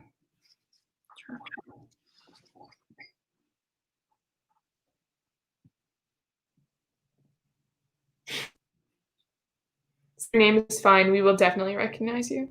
I'm sure Katie will remember Sam Bourbon because we commented so aggressively about how it's such a picture from comments on my videos and stuff too. Hey, Sam. Like, I'm not kidding. I like recognize pictures and names of people who comment regularly on my videos. I think of them fondly. A couple of people have it. Honestly, my expectation is that if you have it, you haven't read it yet. Anyone who has read the whole thing, I'm like really impressed by, because that's faster than I would have read it. Thank you. I really appreciate if you got an ARC and you also ordered a copy. That means a lot. You can request. One girl just said that they said they have a preview of it. They've read the preview, but the library doesn't have it. Most libraries, if you request it, will order it for the general circulation. Yeah, and I just checked, and it's up on Baker and Taylor, which is where a lot of libraries get their books from. So if you request it from your library, they should be able to get it really easily. I'm more active on Instagram. YouTube makes me nervous. That's funny. I'm more active on YouTube because Instagram makes me nervous. I'm not active on all of these things. Everything makes me nervous. That's fair, honestly.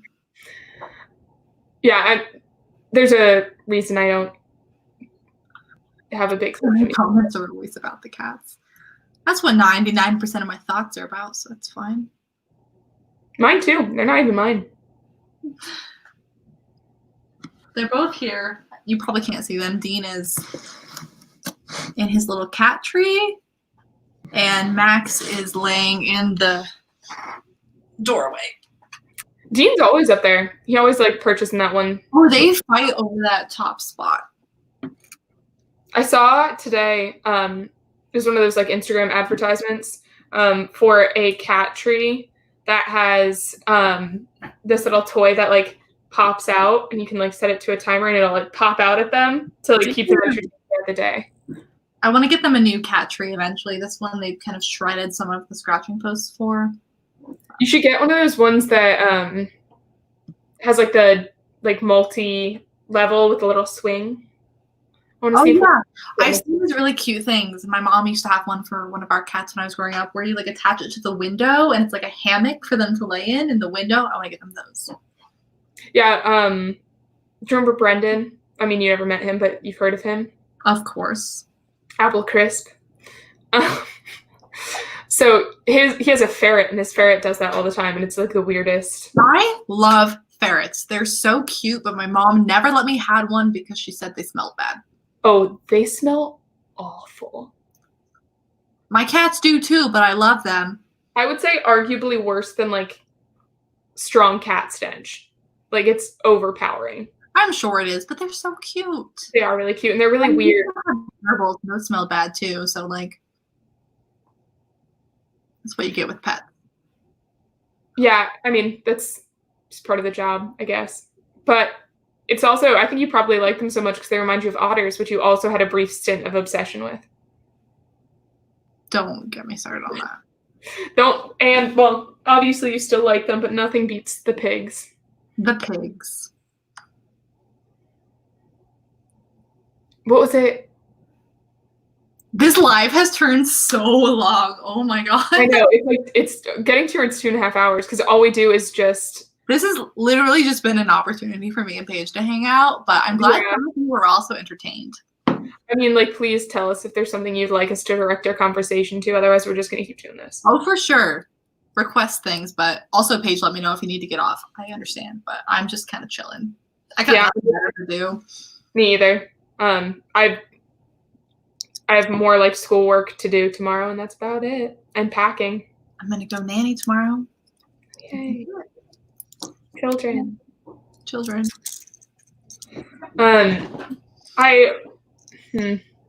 Yeah, tomorrow I have to go. I have like errands and like that kind of stuff, but I just want to, I think we need to drive down. I have to schedule things so I can go see Kendall and like.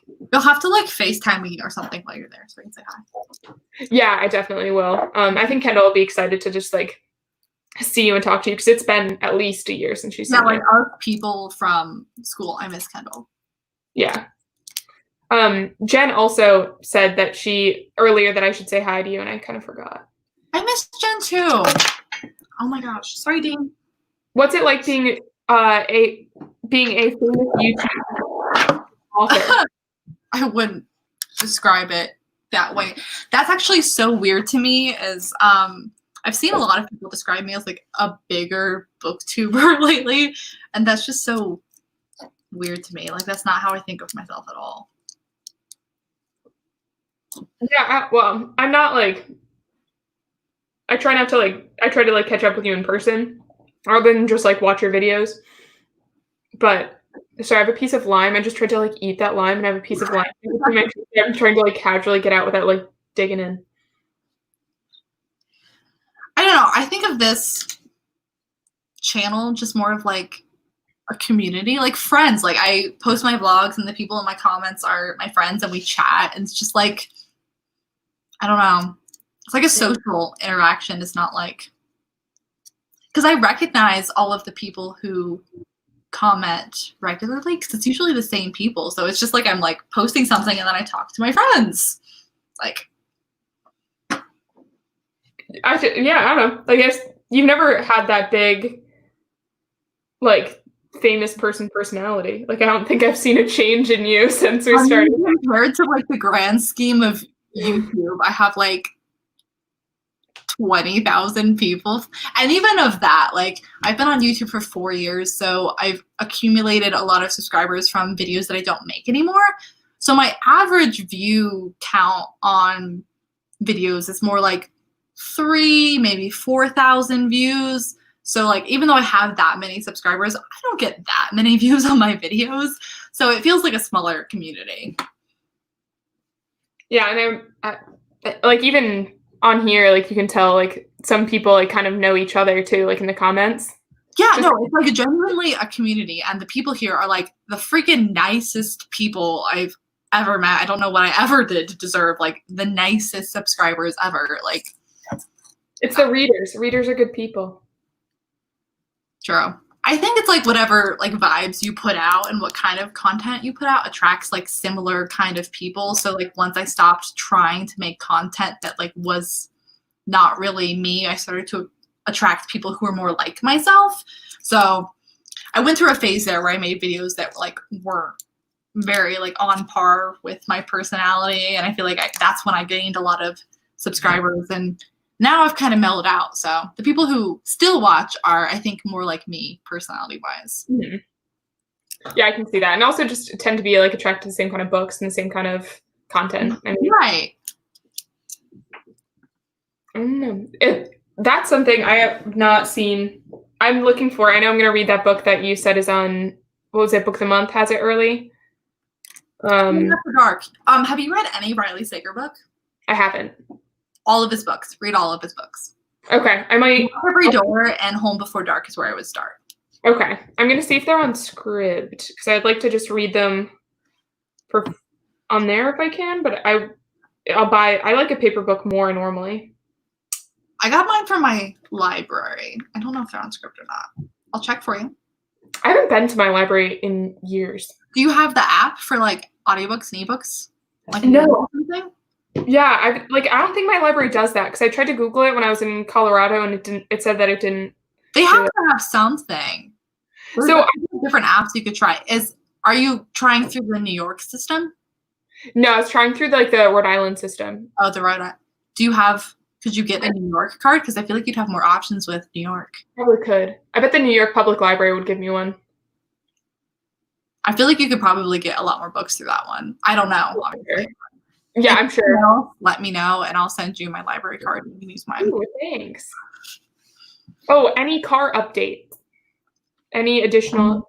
No, it's not like bad enough damage that it's like affecting me being able to drive. So I'll take it. Did I tell you this? That someone hit the back of my car?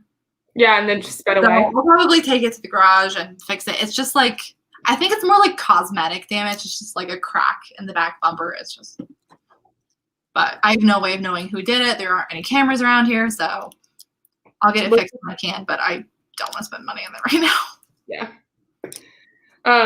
That's another thing. Was your car loosely based on the college you came to school, like your college car?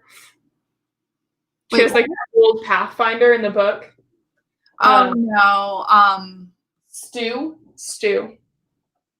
No, the car in the book isn't really based off of anything. My dad did drive a Pathfinder when I was growing up, and we broke down on the side of the road in it. That's the only memory I have of the Pathfinder. I just think maybe it might be inspired by your beautiful white car from... I did have a CRV in high school, which was a 2000. So it was an older car. And I did go to a high school in like a rich area where everyone had very nice cars. So that kind of dynamic is from that. But no, I've never driven a Pathfinder. I have only driven them as like rentals or like when I was driving other people's cars. I actually really liked my dad's Pathfinder though. Yeah, like my dad is like really big on the Hyundai, so that's what I just got. I just got a Hyundai. Yeah, that was when I was like 5. Like my dad hasn't had that car in a really long time. Yeah, I just got my new car. I'm obsessed with. So my mom is so extra. She just got this like BMW convertible, like her midlife crisis thing. Good for her. My mom works freaking hard. I'm very proud of her. So I'm happy she got her car that she wanted.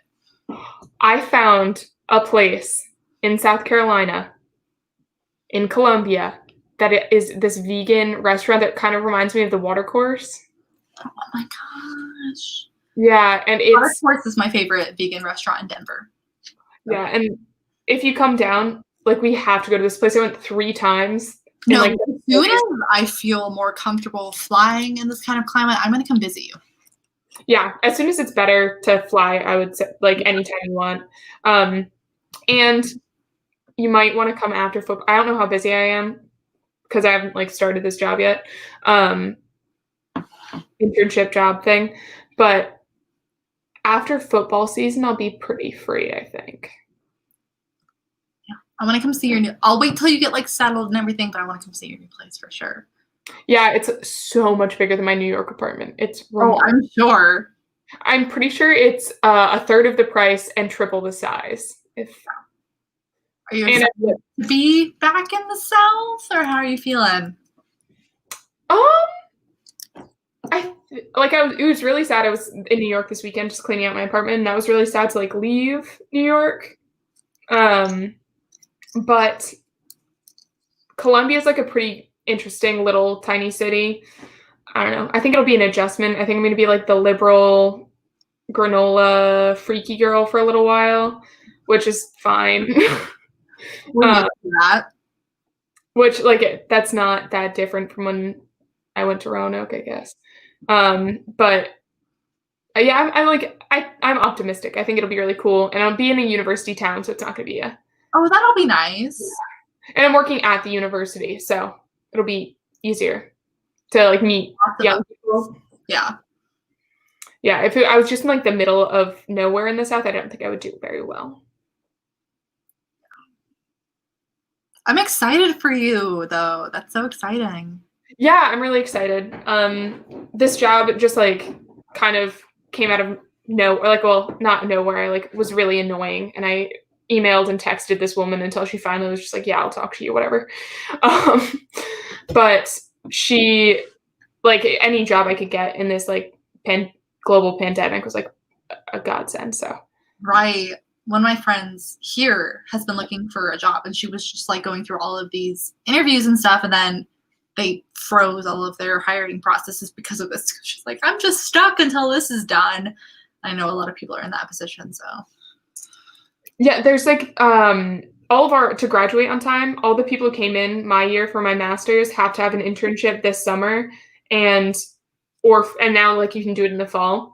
But all of us were in like the interview process, or had like just secured things, and so many people were just let go, or like told like, oh, I'm sorry, we can't do this. Like we're on like a hiring freeze, and anything we can get is going to be remarkable. You got a job during this too. Yeah, I know. We're lucky. Talked about that. I don't hear it all, actually. Someone just moved to Virginia. Where are you in Virginia? That's where we went to school. Mm-hmm. I liked Virginia. I loved the area we were in. The area was beautiful, and people were very nice. Like there was nice. Yeah. It was a different world going to college in the South.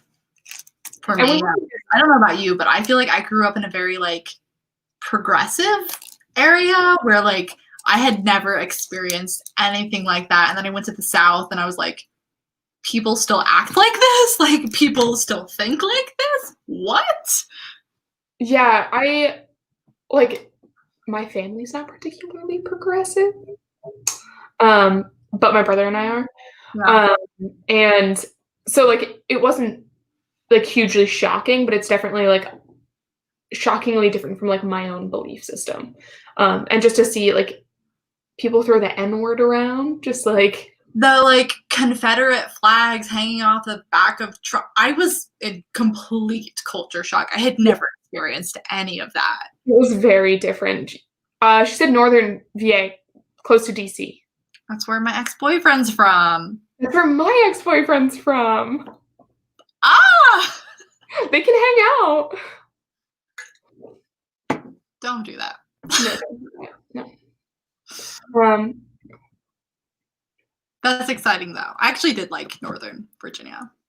Yeah, like DC is a great city. I really liked it. Great area for sure. Though, watch out for the rats. My friends had like 4 rat stories within the last few months. Seriously? Ew! No. This is like so gross, and I think it might actually freak you out quite a bit. Tell me. Okay, so my friend was home alone in her apartment, in like a little house apartment thing that she was doing, and she went to the bathroom and she thought like, ew, one of my like roommates didn't flush, so she uses the bathroom.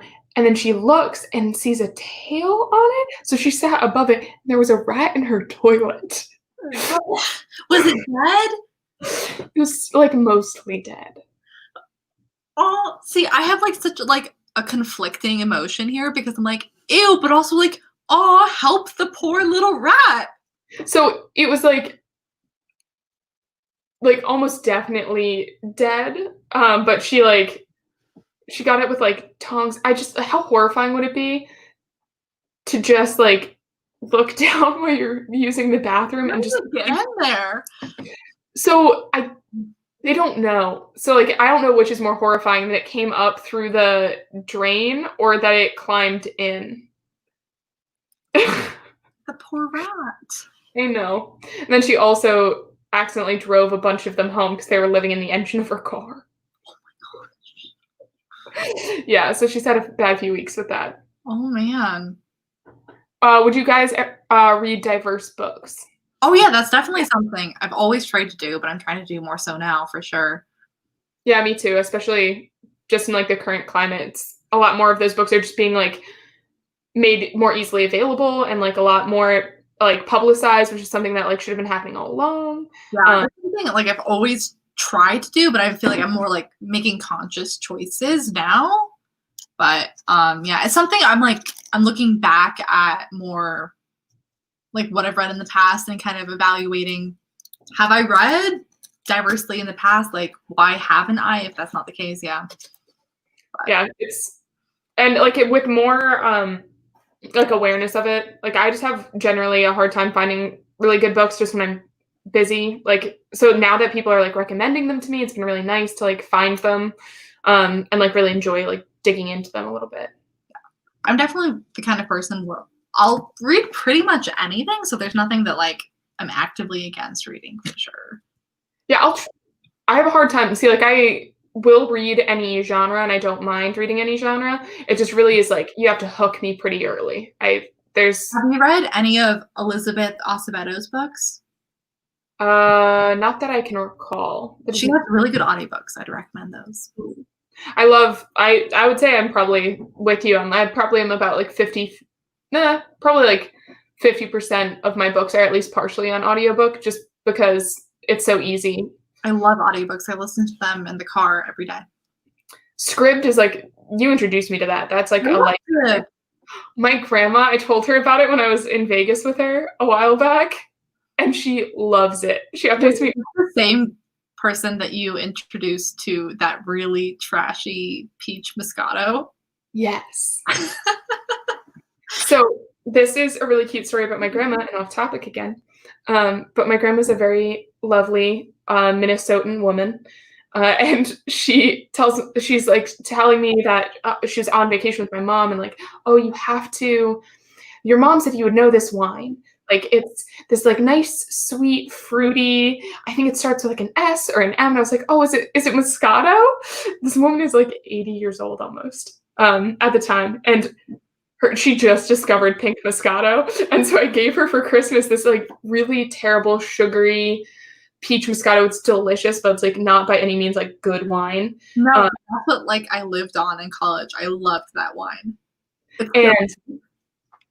She loves it. She's like a diehard Moscato fan now. Oh yeah. And if you don't like alcohol, drink peach Moscato. It's a great gateway drink.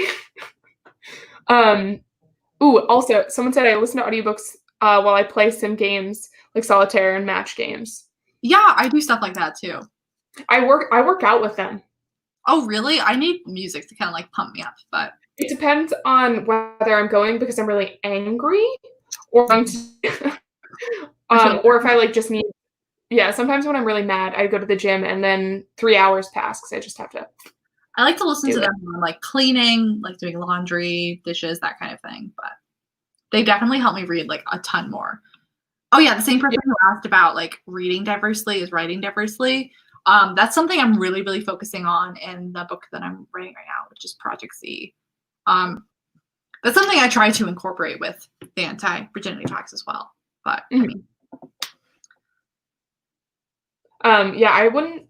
Speaking of Cinderella is Dead by Caitlin Byron. I haven't heard of that one. I'll have to look it up. I haven't either, actually. It sounds good though. I like the title. Yeah, and I'm a sucker for a good title. And it sounds like it's probably like a retelling, and I actually really like retellings, so. It comes out July 7th, so it's actually not far from now. Yeah, for sure, yeah. Non-Western books, translated books. That is something I could definitely do better with. I feel like I probably haven't read, honestly, that much where like the native language is in English. Yeah, I would say I probably haven't either, if I think about it. That's something I could definitely look into some more. I think probably mostly through like coursework and. Yeah, it's probably stuff that I've read like in class that honestly I probably really enjoyed. I just feel like once I'm out of school, I get like comfortable and I stop like trying to push myself out of my comfort zone with reading. And that's something I'm trying to be better about.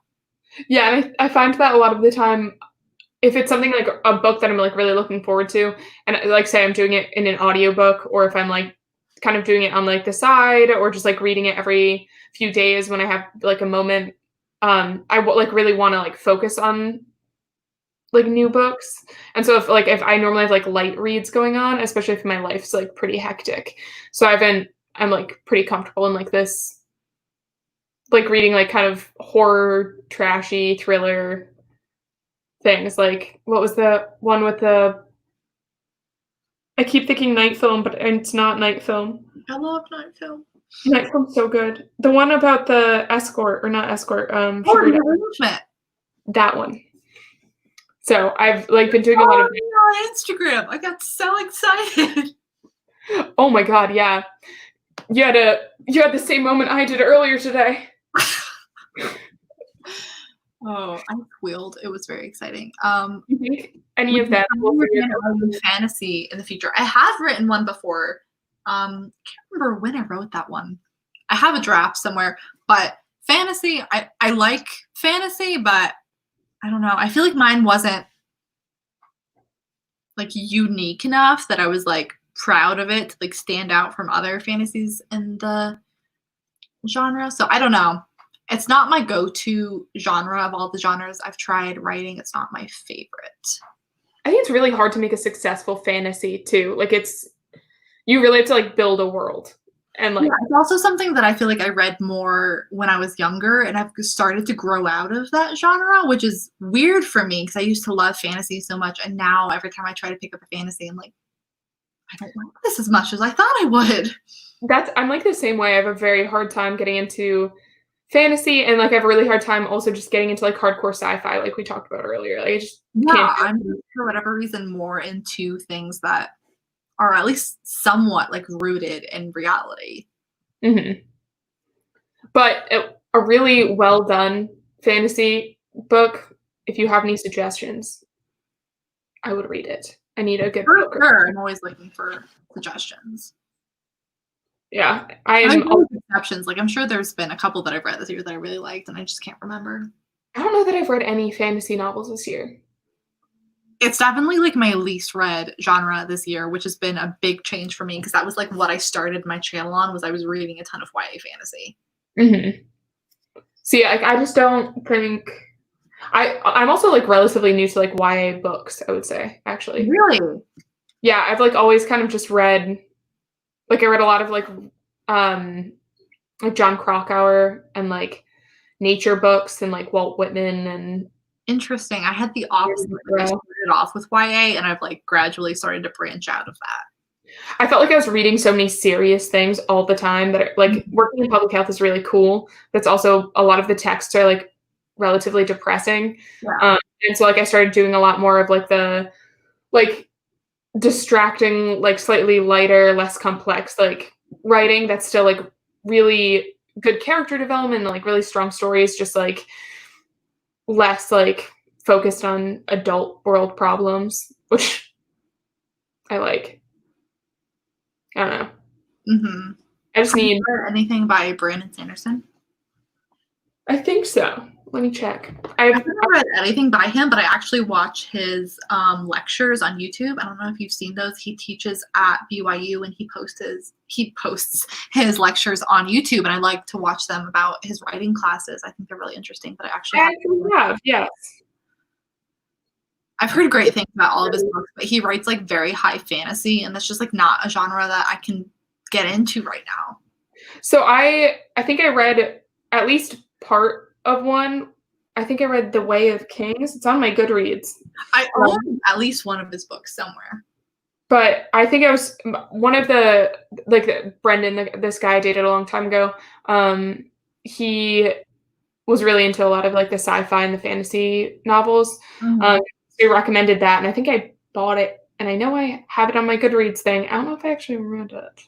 If I did, it wasn't super memorable to me. Apparently not. I mean, I've heard amazing things about his books, though. I just haven't read any of them. Yeah.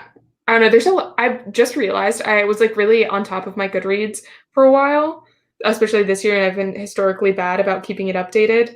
But I just realized that I've read like 5 books since the last time I updated it. I've been actually really bad about tracking my books this year. I was like very good about it at the beginning. That was like one of my like resolutions this year, was to actually like track it so I could remember what book I read. There's a lot of times where I'll see books that seem familiar that I just think I might have read, but I'm never 100%. I've hit this weird spot where like I'm trying to find the balance between like being a booktuber and like reviewing books and talking about books, and being an author and reviewing books of my peers. And so like I feel suddenly weird about giving ratings to books and like leaving reviews the way I used to, now that I'm like publishing my own books and I like know these other authors. So I don't know. It's really hard now to just like treat it the same way I did when I was just a booktuber, if that makes sense. So like now I feel like uncomfortable like reviewing and rating books, which I never felt before. So it's just been kind of weird. Is it just that like you feel like you can't overpraise or like tell someone you don't like it, or? Yeah, it's just like, I don't even know how to put it into words. It's just like, it feels like it's unprofessional almost to like bash a book by like another author now that I'm like an author, if that makes sense. Like I'm not as separate from that as I used to be when I was just reviewing books. Now there's like this line of professionalism I have to walk, and I don't want to step on anyone's toes, and I don't want to burn any bridges, but I also want to be like truthful and honest with my audience because I know they subscribed for my reviews on books. So I never want to like not say my honest opinion about a book. So now like I'm not even giving ratings on books because like I don't even know how to walk this line correctly anymore. Yeah, I have no experience. I cannot help you. I have no advice. But yeah, you'll figure it. I'm sure. It's really fascinating because we're in this like age of booktube where negative reviews are like really popular, and everyone likes to like spill the tea, and everyone likes the rant reviews, and it's very popular to like trash books. And like coming from an author's perspective, like it's really hard knowing like how much work went into that book, and maybe knowing the author personally, and just like seeing all of this negativity going for a book, which, not that like people can't write negative reviews, because that's a different thing, but I also think there's this like popularity of people making these negative videos because they get views and like trying to like go along with this trend. And it's just, I don't know, the negativity culture right now is just something that's like really hard to navigate, because I know if I post like a really negative video, it's going to get 3 times as many views as any other video that I post. I think it also, like, even just based on what other people have been saying, like, it's easy, like, giving the unpopular opinion, people just like to be mad about things. So they like to tell like, the people that they're wrong about their opinion. People like to see other people fail. Yeah, actively. And, like, I've seen, like, and you've sent me, like, things that people have said that are just out of nowhere, too, just to be mad about something. Yeah. It's just, like, exhausting. It's something I don't want to contribute to, but, like, I don't know.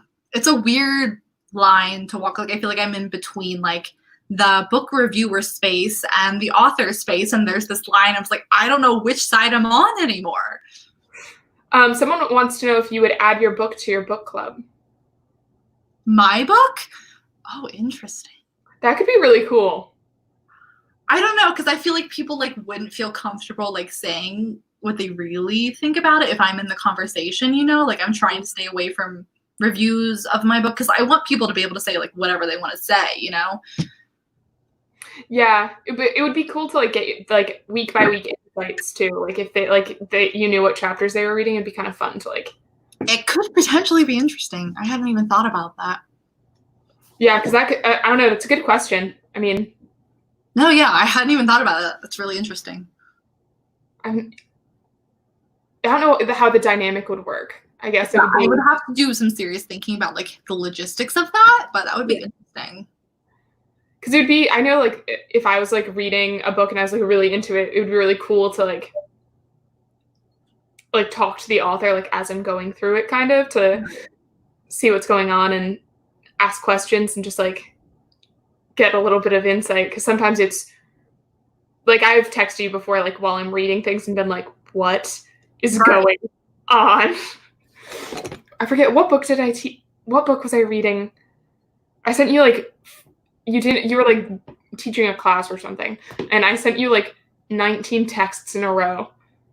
When was this? It was like, it must have been like before I came to see you, but I forget what book I was reading, but you had told me to read it. It was probably The Arrangement. It might have been, because I remember texting you and being like, did she really just do this? Oh my god, she did. Are you kidding? And like, you were doing something, and I felt so bad because I texted you so many times and so much happened so quickly. Yeah. I love that though. Next book, you should do more of those cozy mysteries. That should be your book of the Oh my god, we should do a cozy. Did you finish Heart of Darkness? Yes. I haven't. It took me a really long time. It's probably one of the longest to ever finish. Mm-hmm. That's the thing. Like, I make a poll on my Patreon page where people can like vote what book they want to read each month.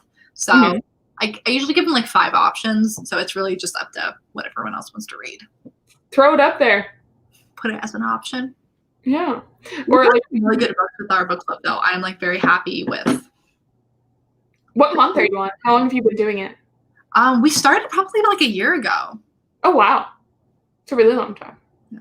We're reading The Guest List by Lucy Foley. I don't know. Oh, I saw that. That's been on one of the like recommended for me pages. We're reading. You could read it with us this month. I'll send you the link to our chat if you want to watch it. Well, I'll do it. Yeah. Everyone's talking about Dark Matter and Verity. Verity and Dark Matter, I feel like, are probably the books that I push the most to my channel. They're very good. Yeah, I really liked Dark Matter, and I liked Verity too. But I think I like Dark Matter more. Actually. I like Dark Matter more, personally. Did you read Recursion? Yes, I did. And I also tried to listen to that audiobook at the same time. Did not love that. I really like his books. But honestly, I like Riley Sager's more, so you should read his. Yeah, I'm definitely gonna check it out because right now, I don't have any books really. I finished like all of the Mindy McGinnis I could find. As soon as I'm able to get copies of my own books, I'm going to send you a very large package of books I want to get rid of. I love that, especially because I'm not gonna have like any of my other books. I'm bringing like a couple. Oh, you know what? When I texted you that, it was either The Arrangement or Tell Me Lies. Tell Me Lies fucked me up. Well, you know what happened when I read Tell Me Lies. No, like I went into a spiral. So did I. If you haven't read it, that was like I've never been so triggered by a book.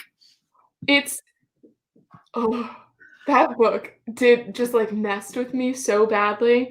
It's really too close to home. It was scary close to home reading it.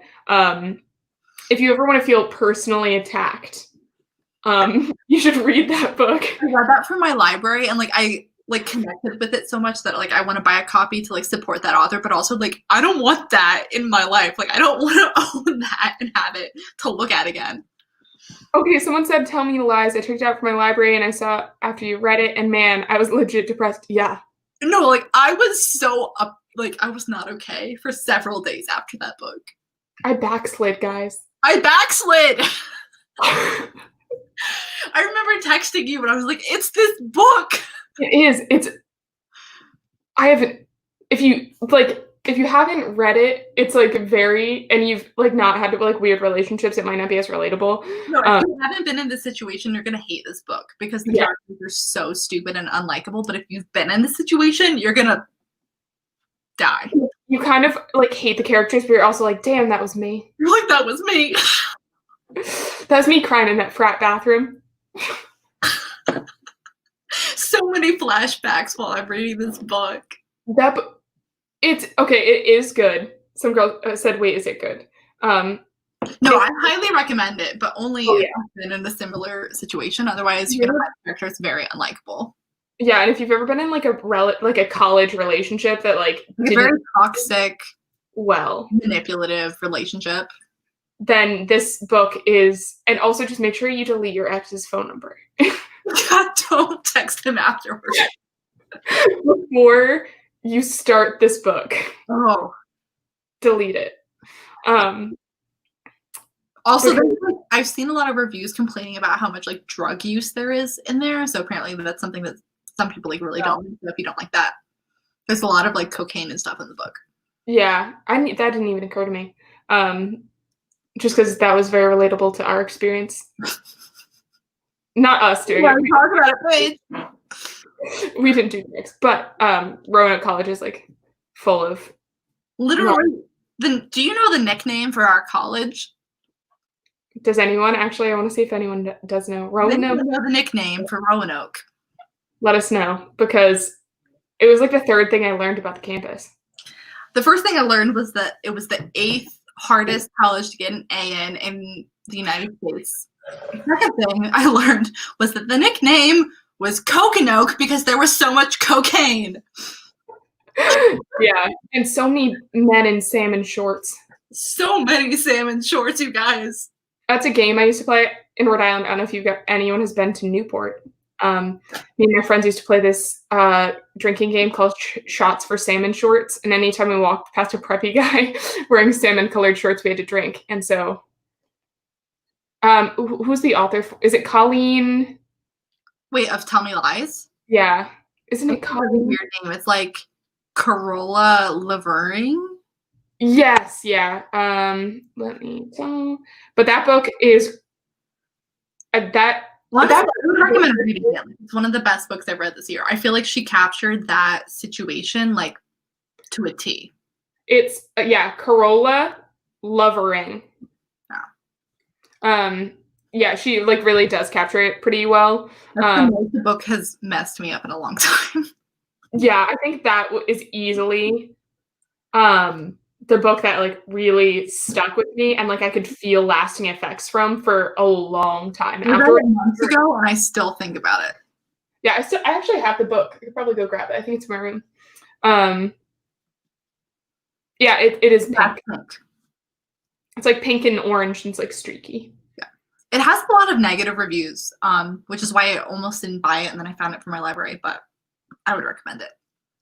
Yeah, that's one of those things I never would have picked up if you hadn't told me to read it. I saw it at a bookstore and was like, oh, this sounds cool. And then I looked it up and saw the reviews were really bad. So I was like, oh, never mind. And then the next day I went to the library and I was like, oh, it's a sign. It's right here. I'll get it. And then I was down the rabbit hole. Yeah, it was to the point where like, I don't know if, I'm sure many of you, because you're on Booktube, have been in this situation where like you start reading something and you can't stop. So I actually got it on my phone and I had a physical copy. So I was reading it. And then when I was on the subway, I was reading it on my phone. And then when I would get off the subway, I would read my book. And then I just kept switching. This chapter, I read it like in 2 days. I think I read it in 2 days. Yeah. Oh my gosh. Sorry. That was really just astonishing. I can't even describe.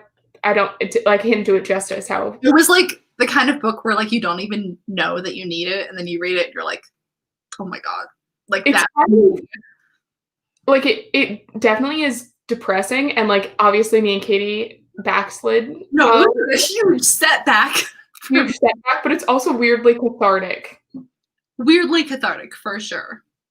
I think it's just that like you're reading something that feels so like close to home and like so personal. Yeah, I feel like it's something that like a lot of people don't talk about because it's like kind of embarrassing. And so then to like see like this is more common than people realize, it's kind of reassuring. Yeah, and I think everyone has a relationship, or most people have a relationship where they are actually nuts. Like you just kind of lose it and you lose yourself and like you hate what you're doing while you're doing it, but you do it anyway. Like that kind of a feeling. So it's nice to like read that happens to other people too, even though you know it does. It just like is mentioning it aloud. I was dramatically staring out the window like I was in a sad music video. For sure. Like I was like in my feelings for several days. Like yeah, questioning life. That was, I don't even know. I've never had a book, I don't think, like affect me. So I've never had a book be like so similar to my own experience.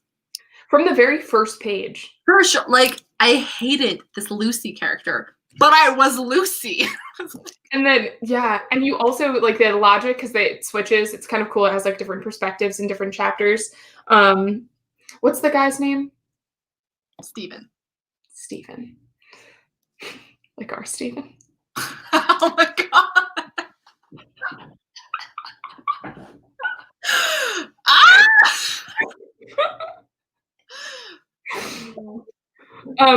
Speaking of Stephen and all of them, guess who just texted me the other day? Who?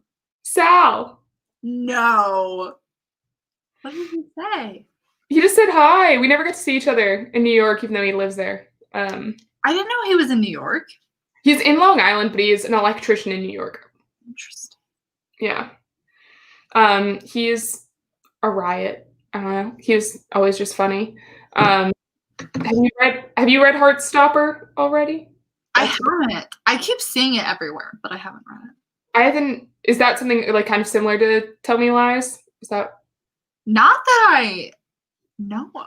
I really don't know very much about it. Yeah, I've never heard of it. For a long time, I was reading mostly like autobiographies. Really? Anything good? A lot of them were like medical based. I was trying to get like a perspective for public health and that kind of thing. I completely forgot like the purpose of this live show, so I'm gonna look at the questions one more time to make sure. Oh, I'm so sorry. No, you're fine. Continue on. I'm getting it's a graphic novel series and it's so wholesome.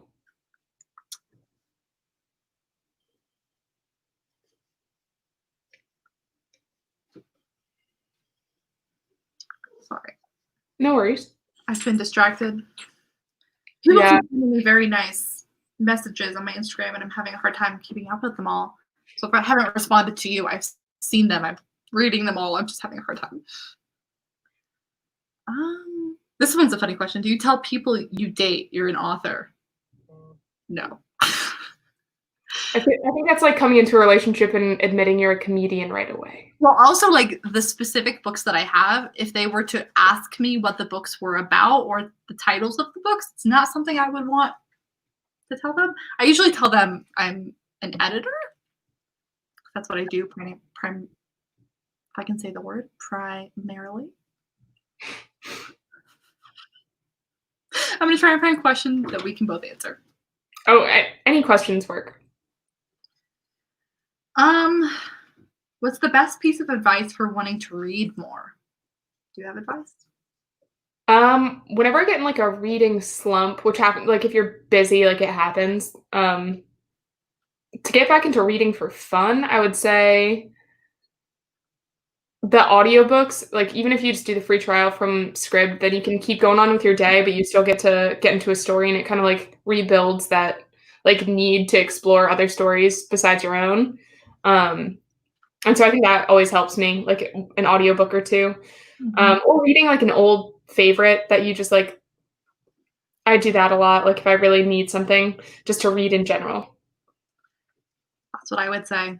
Audiobooks and rereads are very helpful. Or short books, honestly, because it feels like accomplishing to finish it. Poetry too, like a little like poetry collections. I always do that. Collections are amazing because you can finish them in a day. Sometimes like 2 hours. Yeah. Things I've been feeling lately. That book really like that one.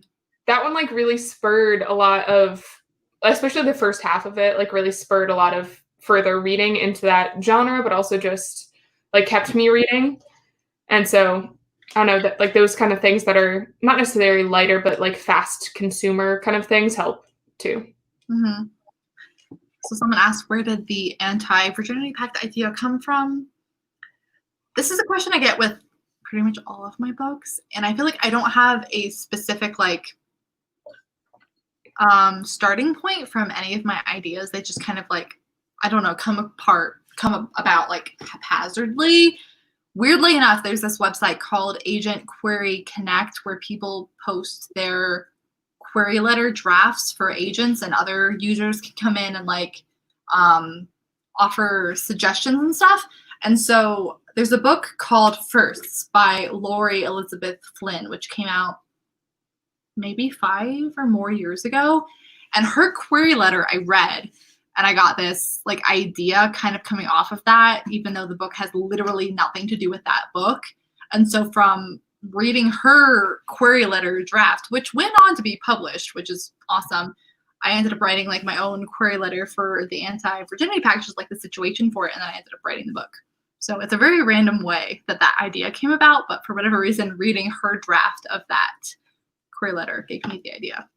Which is kind of a weird way that I got the idea. But that's how but that's in a totally different way, and like a way that we're like both different a little bit creatively, is that like I do that with recipes where I like see someone make something and then I think of all the ways that like if I were like trying to create something in like the same genre of food or the same like type of food, like how I would go about it, and then it like just seeing other people's work like helps me think of like ways that I could have like adapted or changed my own to like create something similar or like change it. And I think it's just the natural way to like play off of other people's art without like you're just like it's your own thing, but it's still like right, easy to get into something for you.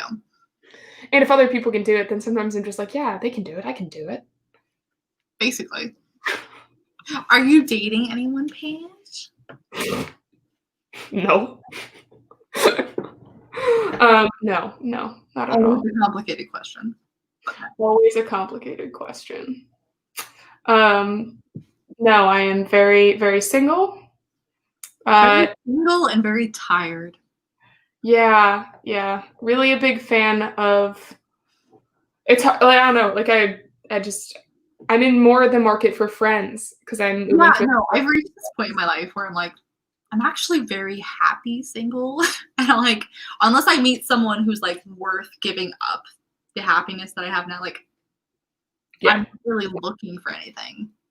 Yeah, I've and it's seen enough like bad relationships to know that it's better to be single than to be in the wrong relationship. yeah, and it never feels like you're in the wrong relationship until you're too deep into it and you don't know where to go. So it's kind of nice to be single for a while. For sure. Especially right now with like quarantine. If you were like long distance for the last like 6 months, like It'd be really sad, like just to not be able to see your partner. no, I did long distance for a while and it was just not it. So did I, and it's not fun, and it's stressful. Wouldn't recommend. No. Sure, So I always am impressed by people who can do it and like work it. the only reason I have like any faith in that is my parents. My parents met on a cruise. And my mom's from Colorado. My dad's from Philadelphia. They dated long distance for a year. They've been married for 30 years. So My brother and his girlfriend kind of met the same way. They met through other friends when Mike was visiting in California, and he lived in Hawaii for a year, and they dated exclusively from a distance for a year, and now they live together and are very happy. yeah, it works when it works. Hi from Australia. Oh my gosh. I mean, it's gotta be morning for you. Hello. Have a great day today. Let's see.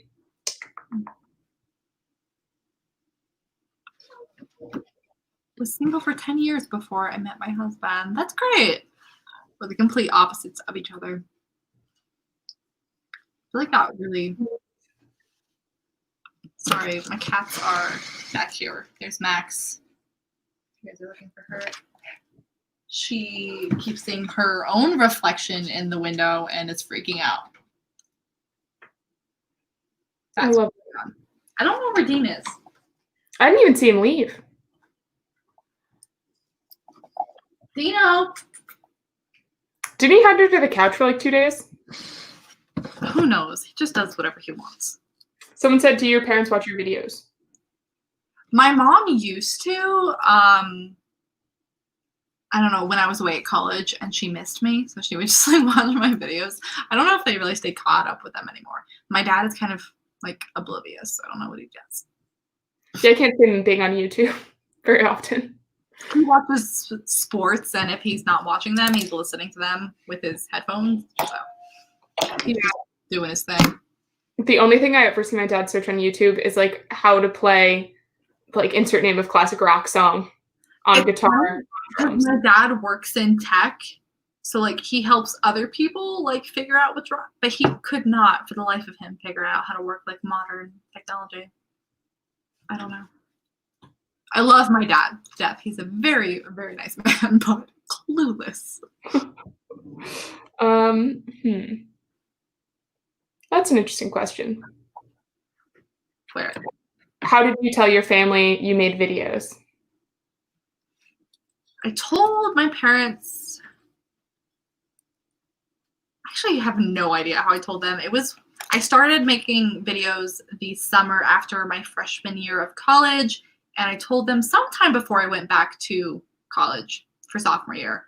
And my parents did not understand it at all. They thought I was doing it for attention and just like said a lot of things that made me cringe. And then once I kind of explained to them that I was like my actual reasons for doing it, they kind of understood it some more. But yeah, they really didn't get it at first.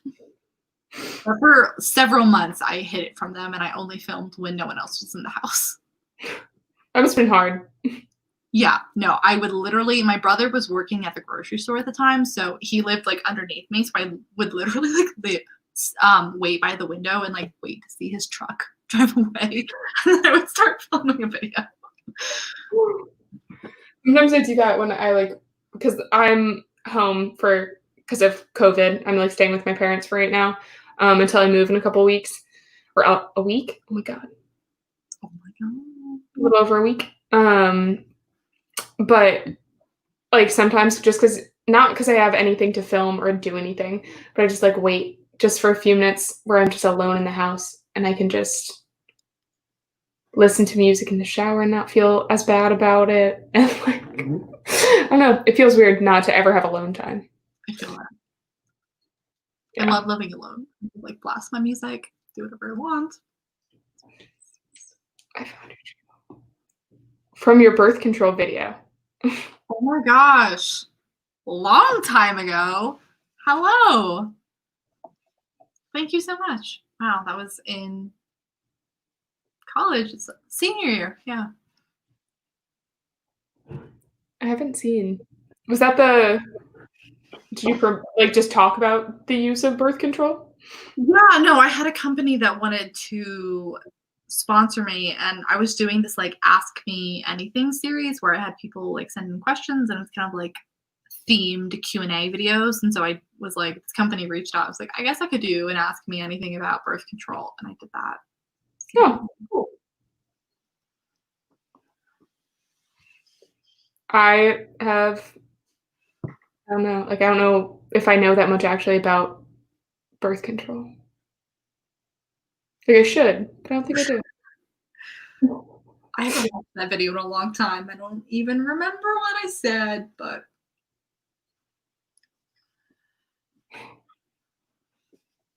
They said they can see the cat. I'm trying to find him. they keep running in and out. I don't know where they are right now. Did you end up making that, like that, putting their litter boxes in that like weird, that like walk-in closet thing you had, kind of, or like Here in the office. Oh, okay. It's just nice because this room is open like 24/7. I actually like close my bedroom door when I go to sleep because they keep me up at night. So this room is open to them 24/7. I miss them. They are something for sure. Yeah. All right. Do you have any more of the questions? Let me look one more time. Oh, I can't believe wait. My friend Daniel just said Katie has such a dedicated fan base. He's on here, I guess. Wait, actually, Daniel, are you on still? Hi, Daniel. Who's He's Daniel? from New York. Hi, Daniel.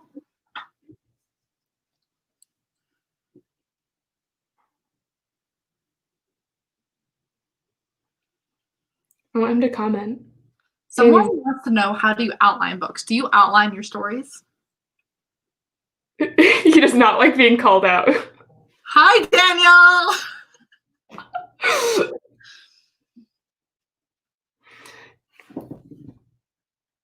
You're welcome to the party. You're not late. We've been here for 3 hours. Yeah, we just don't stop. We have nothing going on. I'm actually very impressed that some of you are still here. So, like, real props. Other people are still here. Daniel. What was that? Someone's counting hi, Daniel. A bunch of people. Everybody say hi, Daniel. Oh, I feel like he's going to be so embarrassed. I'm going to read it. Excuses.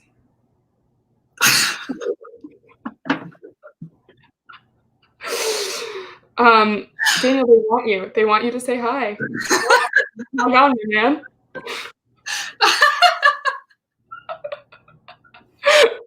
I love you guys. Oh my god. He said, I'm dying, LOL. He won't say it to all of you kind folk, but he'll text me about it.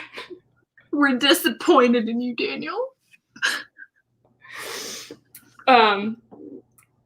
I did not. Thank you for jumping on board on that. That was great, guys. That was really funny.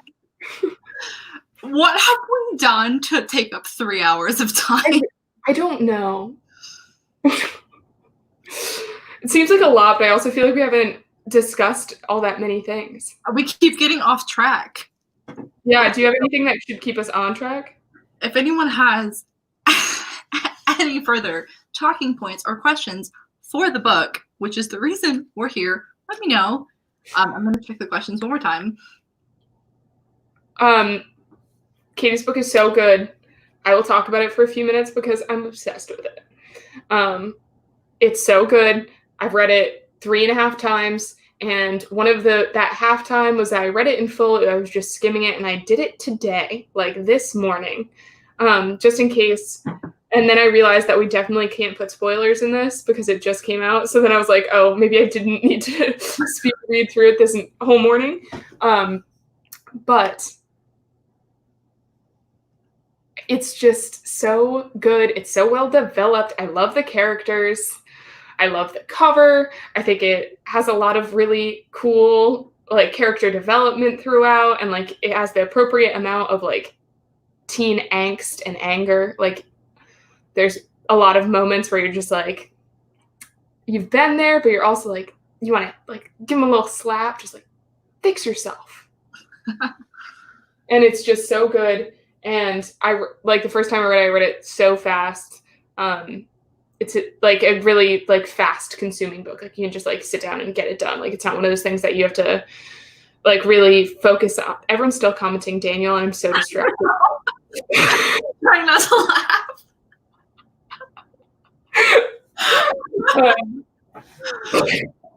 Everyone clap for Daniel. This has been my favorite part of. Me too. You don't even know Daniel. What does he say? Oh my god. Oh, that's my group project. Shared an Instagram live video. Oh, it's unavailable. I'm just gonna tag Daniel.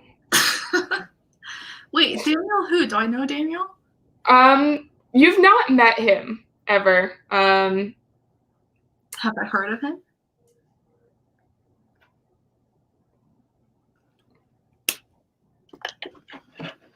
He was the really nice one.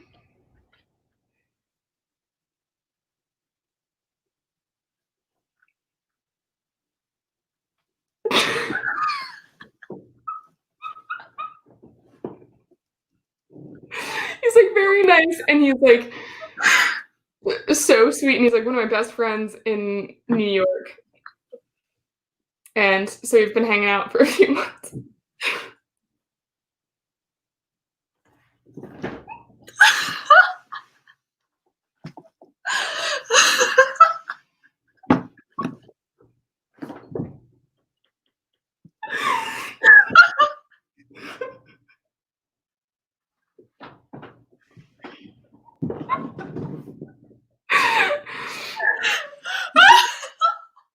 I didn't friend zone him. We just are good friends. Oh my god. Carry on. New York is a very interesting place to visit. I would highly recommend it. Maybe when things open up, especially. But... I'm sorry.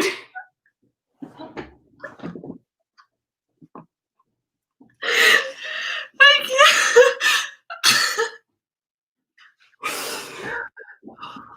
can't. Whew. Bob, everything is fine. Are you crying? Yes! Oh my god. No, like, he really is a good person. I'm not making fun of Daniel. I love him. No, I'm not laughing at Daniel. I'm so sorry. Oh my god. We're all as confused. Okay. Yeah. He's just a really good friend of mine. It's just we have a fun. I have an embarrassing story about myself that I had to remind Katie of that because it can't be said on here.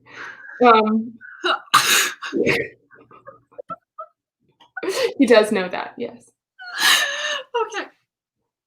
We need to change the subject. Let's go back to the book. Okay, everything's fine. He responded.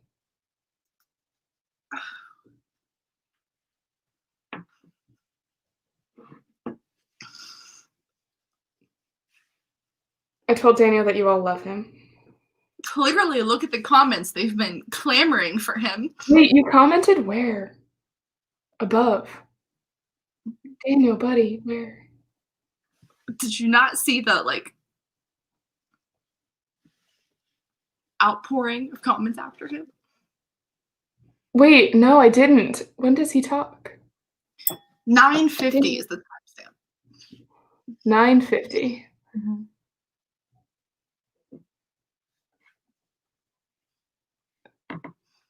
Oh.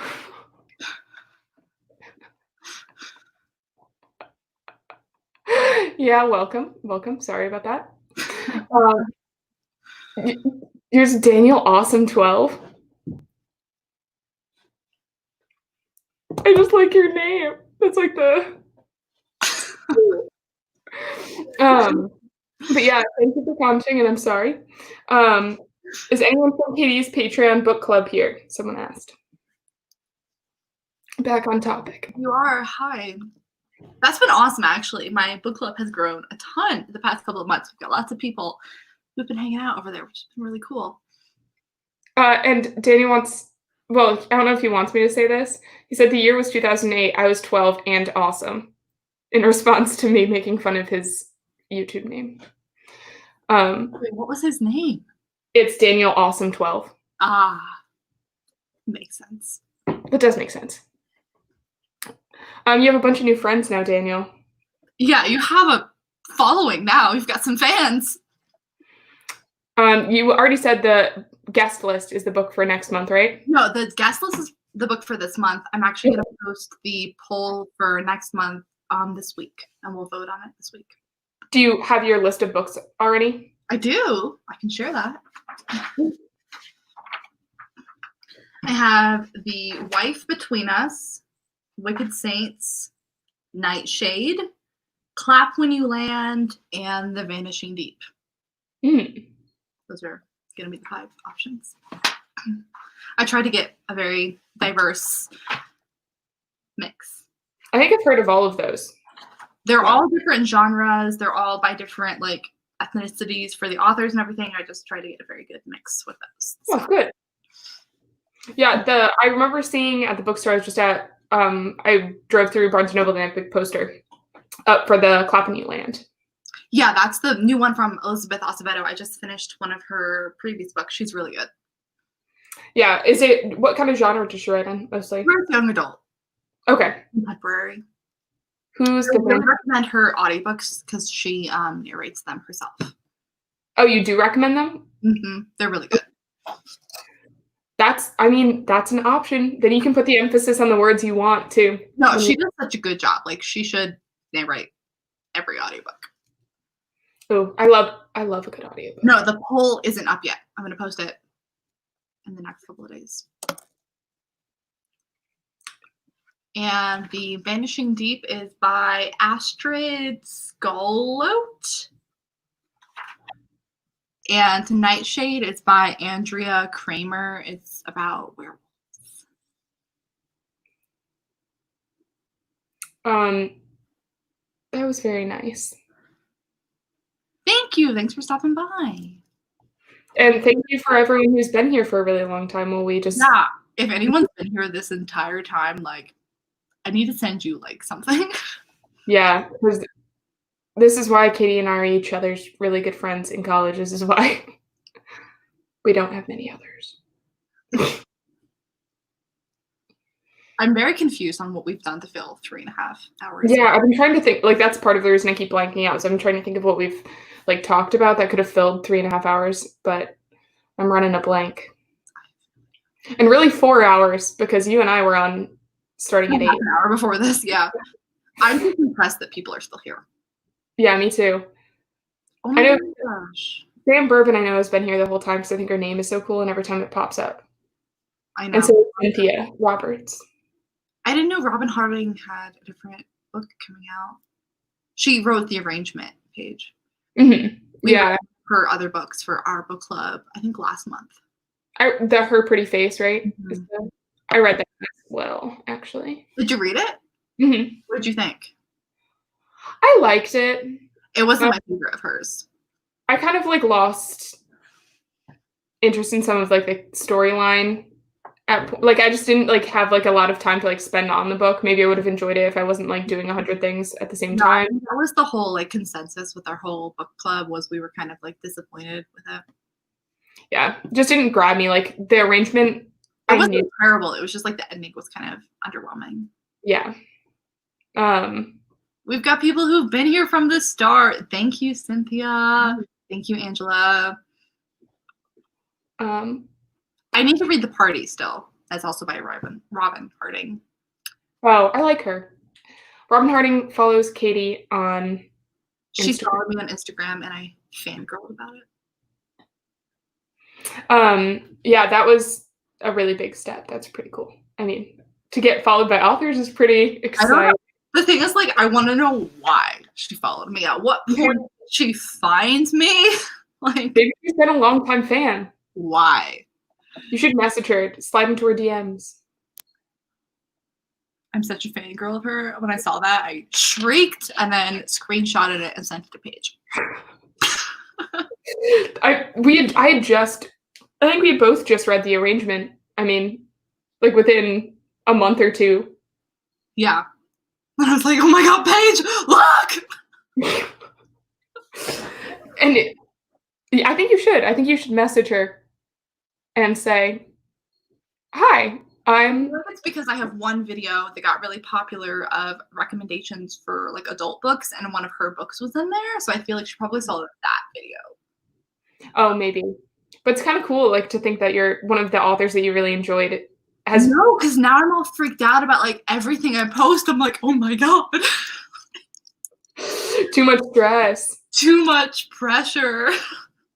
Which is stupid because actually a lot of other authors follow that account, but freaks me out, man. I also finished The Arrangement in 2 days. Oh my god, it was so good. If you guys haven't read The Arrangement, it's about sugar daddies, and it was so fun.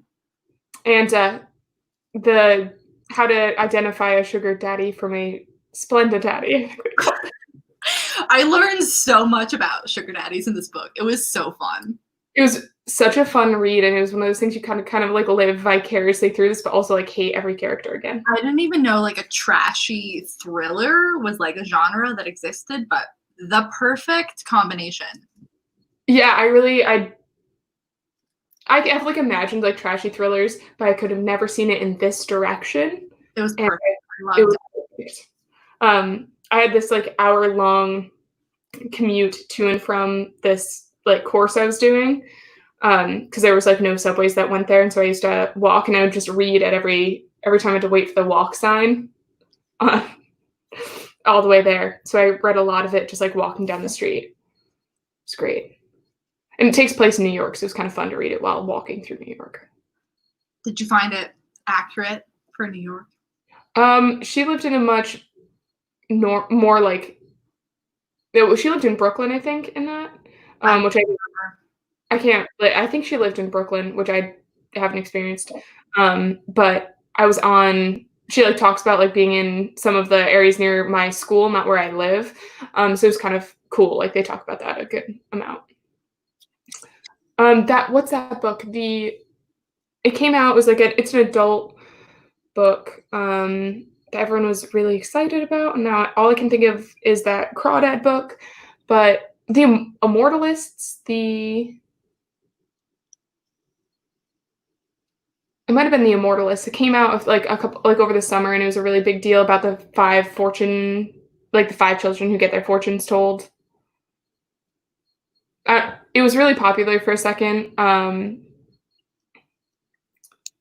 New York, Daniel said I'm the only one who doesn't jaywalk in New York. I had a book to read. Do you not jaywalk at all? No, I do. I just, at that point, I was just like taking the time to read the book as I went. I'm so sorry, Daniel. People are going to comment every time you talk now. Yeah, Robin Harding. But yeah, it's. Oh, you finished Crashing the A-List. I couldn't finish it. I'm glad you liked it. Is that Robin Harding as well? No, that is Trashy Horror. I can't remember what the name of the author was. I got an arc of it, and I stopped halfway through because I couldn't make it. Yeah, that's been happening. Anyone know any other sugar daddy books? I can't say I do, but I'd be interested if there were more. That was the first I had ever read. Yeah. Read more. That was fun. That was a really fun, just because like who doesn't joke about doing that? It's kind of cool to like read So about. many things like I don't know if I should say on the internet, but like I knew a lot of people in college who like tried to do that. Yeah, I do too, actually. That's the author of Crashing the A-List. Okay. Yeah, I really wanted to. I was like really excited about the book before I started it. yeah, I just read let me pull it up. It's a very like I'm really bad at remembering names. I'm always impressed that you can like pull up authors and like titles. I just feel like I never can come up with them on the spot when I need them. The only reason I can do that is if I've already talked about them in like 3 or more videos, so like they're like in my head. Yeah, I want to see if I can find it. It was a really cool. It was about it enticed me because it talks about the covers of a shark. And so obviously I dove right into that. Pun intended, accidental but intended.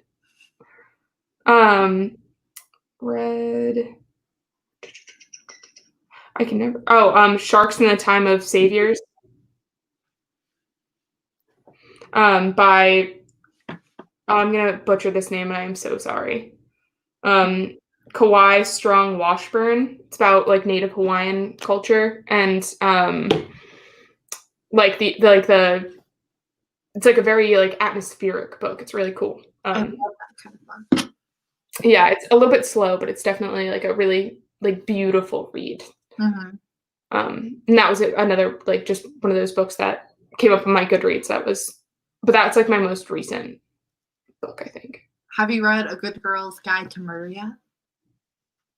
I listened to the audiobook because you told me to. That was our book club pick a couple of months ago.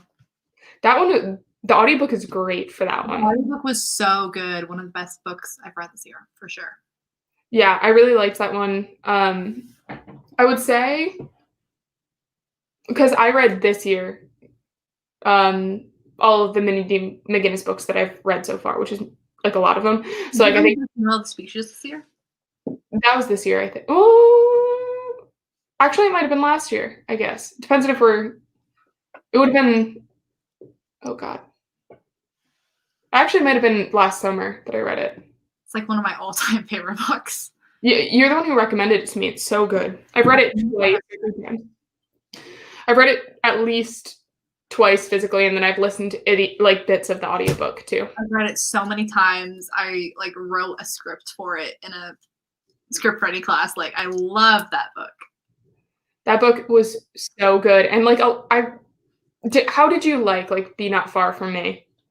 Not as much as that one. Like that's not my favorite of hers, but I feel like it's solid for what it is.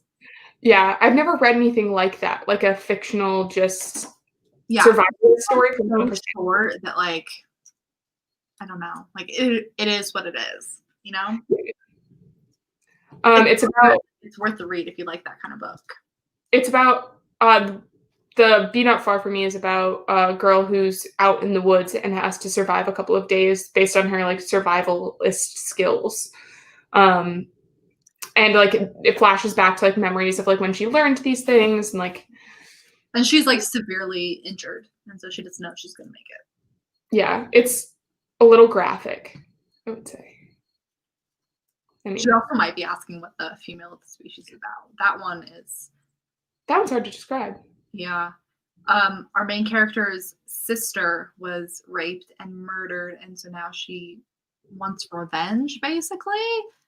But she's also trying to be like a normal girl in a way. Yeah. It's the overall thing is like tackling rape culture and victim blaming. A very like powerful book. It's one that's like really stuck with me. Yeah, and the way it's written is that there's not anything like super graphically descriptive about what happened to those. So like there's like their triggers for like sexual assault and rape and such are like more like references. There's nothing like super descriptive about it. At least in the big, well, I guess there is some like graphic violence or like gore kind of towards the end. But it's just overall a really, really good book.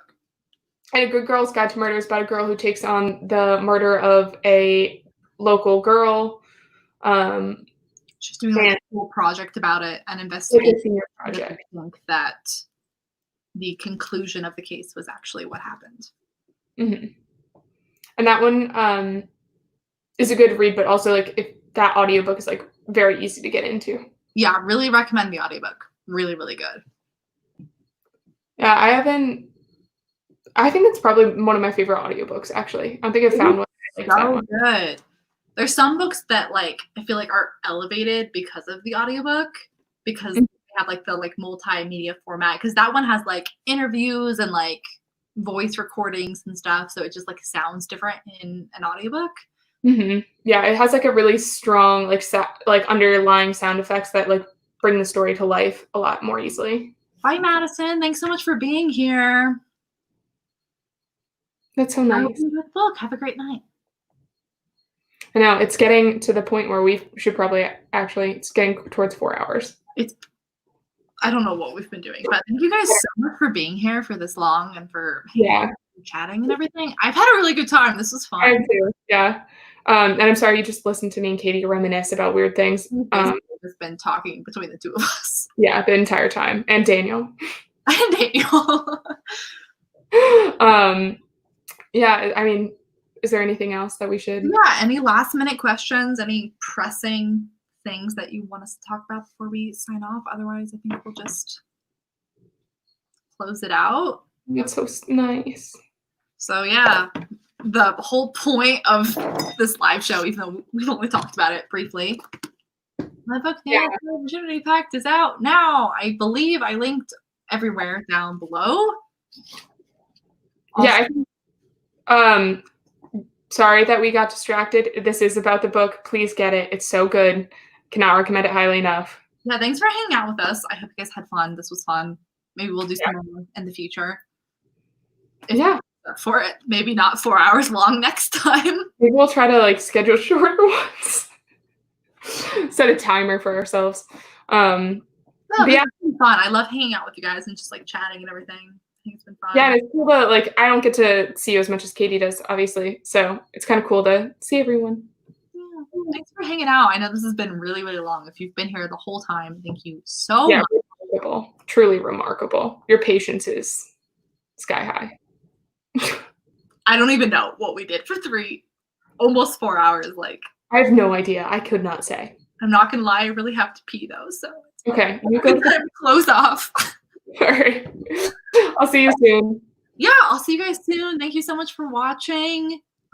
Have a great night or morning or afternoon, whenever you're doing. Guys, right now. All right. Were there any other questions in here? Not that I've seen yet. Do you know when it's dropping in Australia physically? I don't have any control on when it's up on Book Depository. I'm hoping soon, within the next couple of days when the technical difficulties clear up with everything else. So hopefully soon. But I will indeed say goodnight to the cats for all of you. Thanks for hanging out, guys. I think we're going to end it now. All right. Bye, everybody.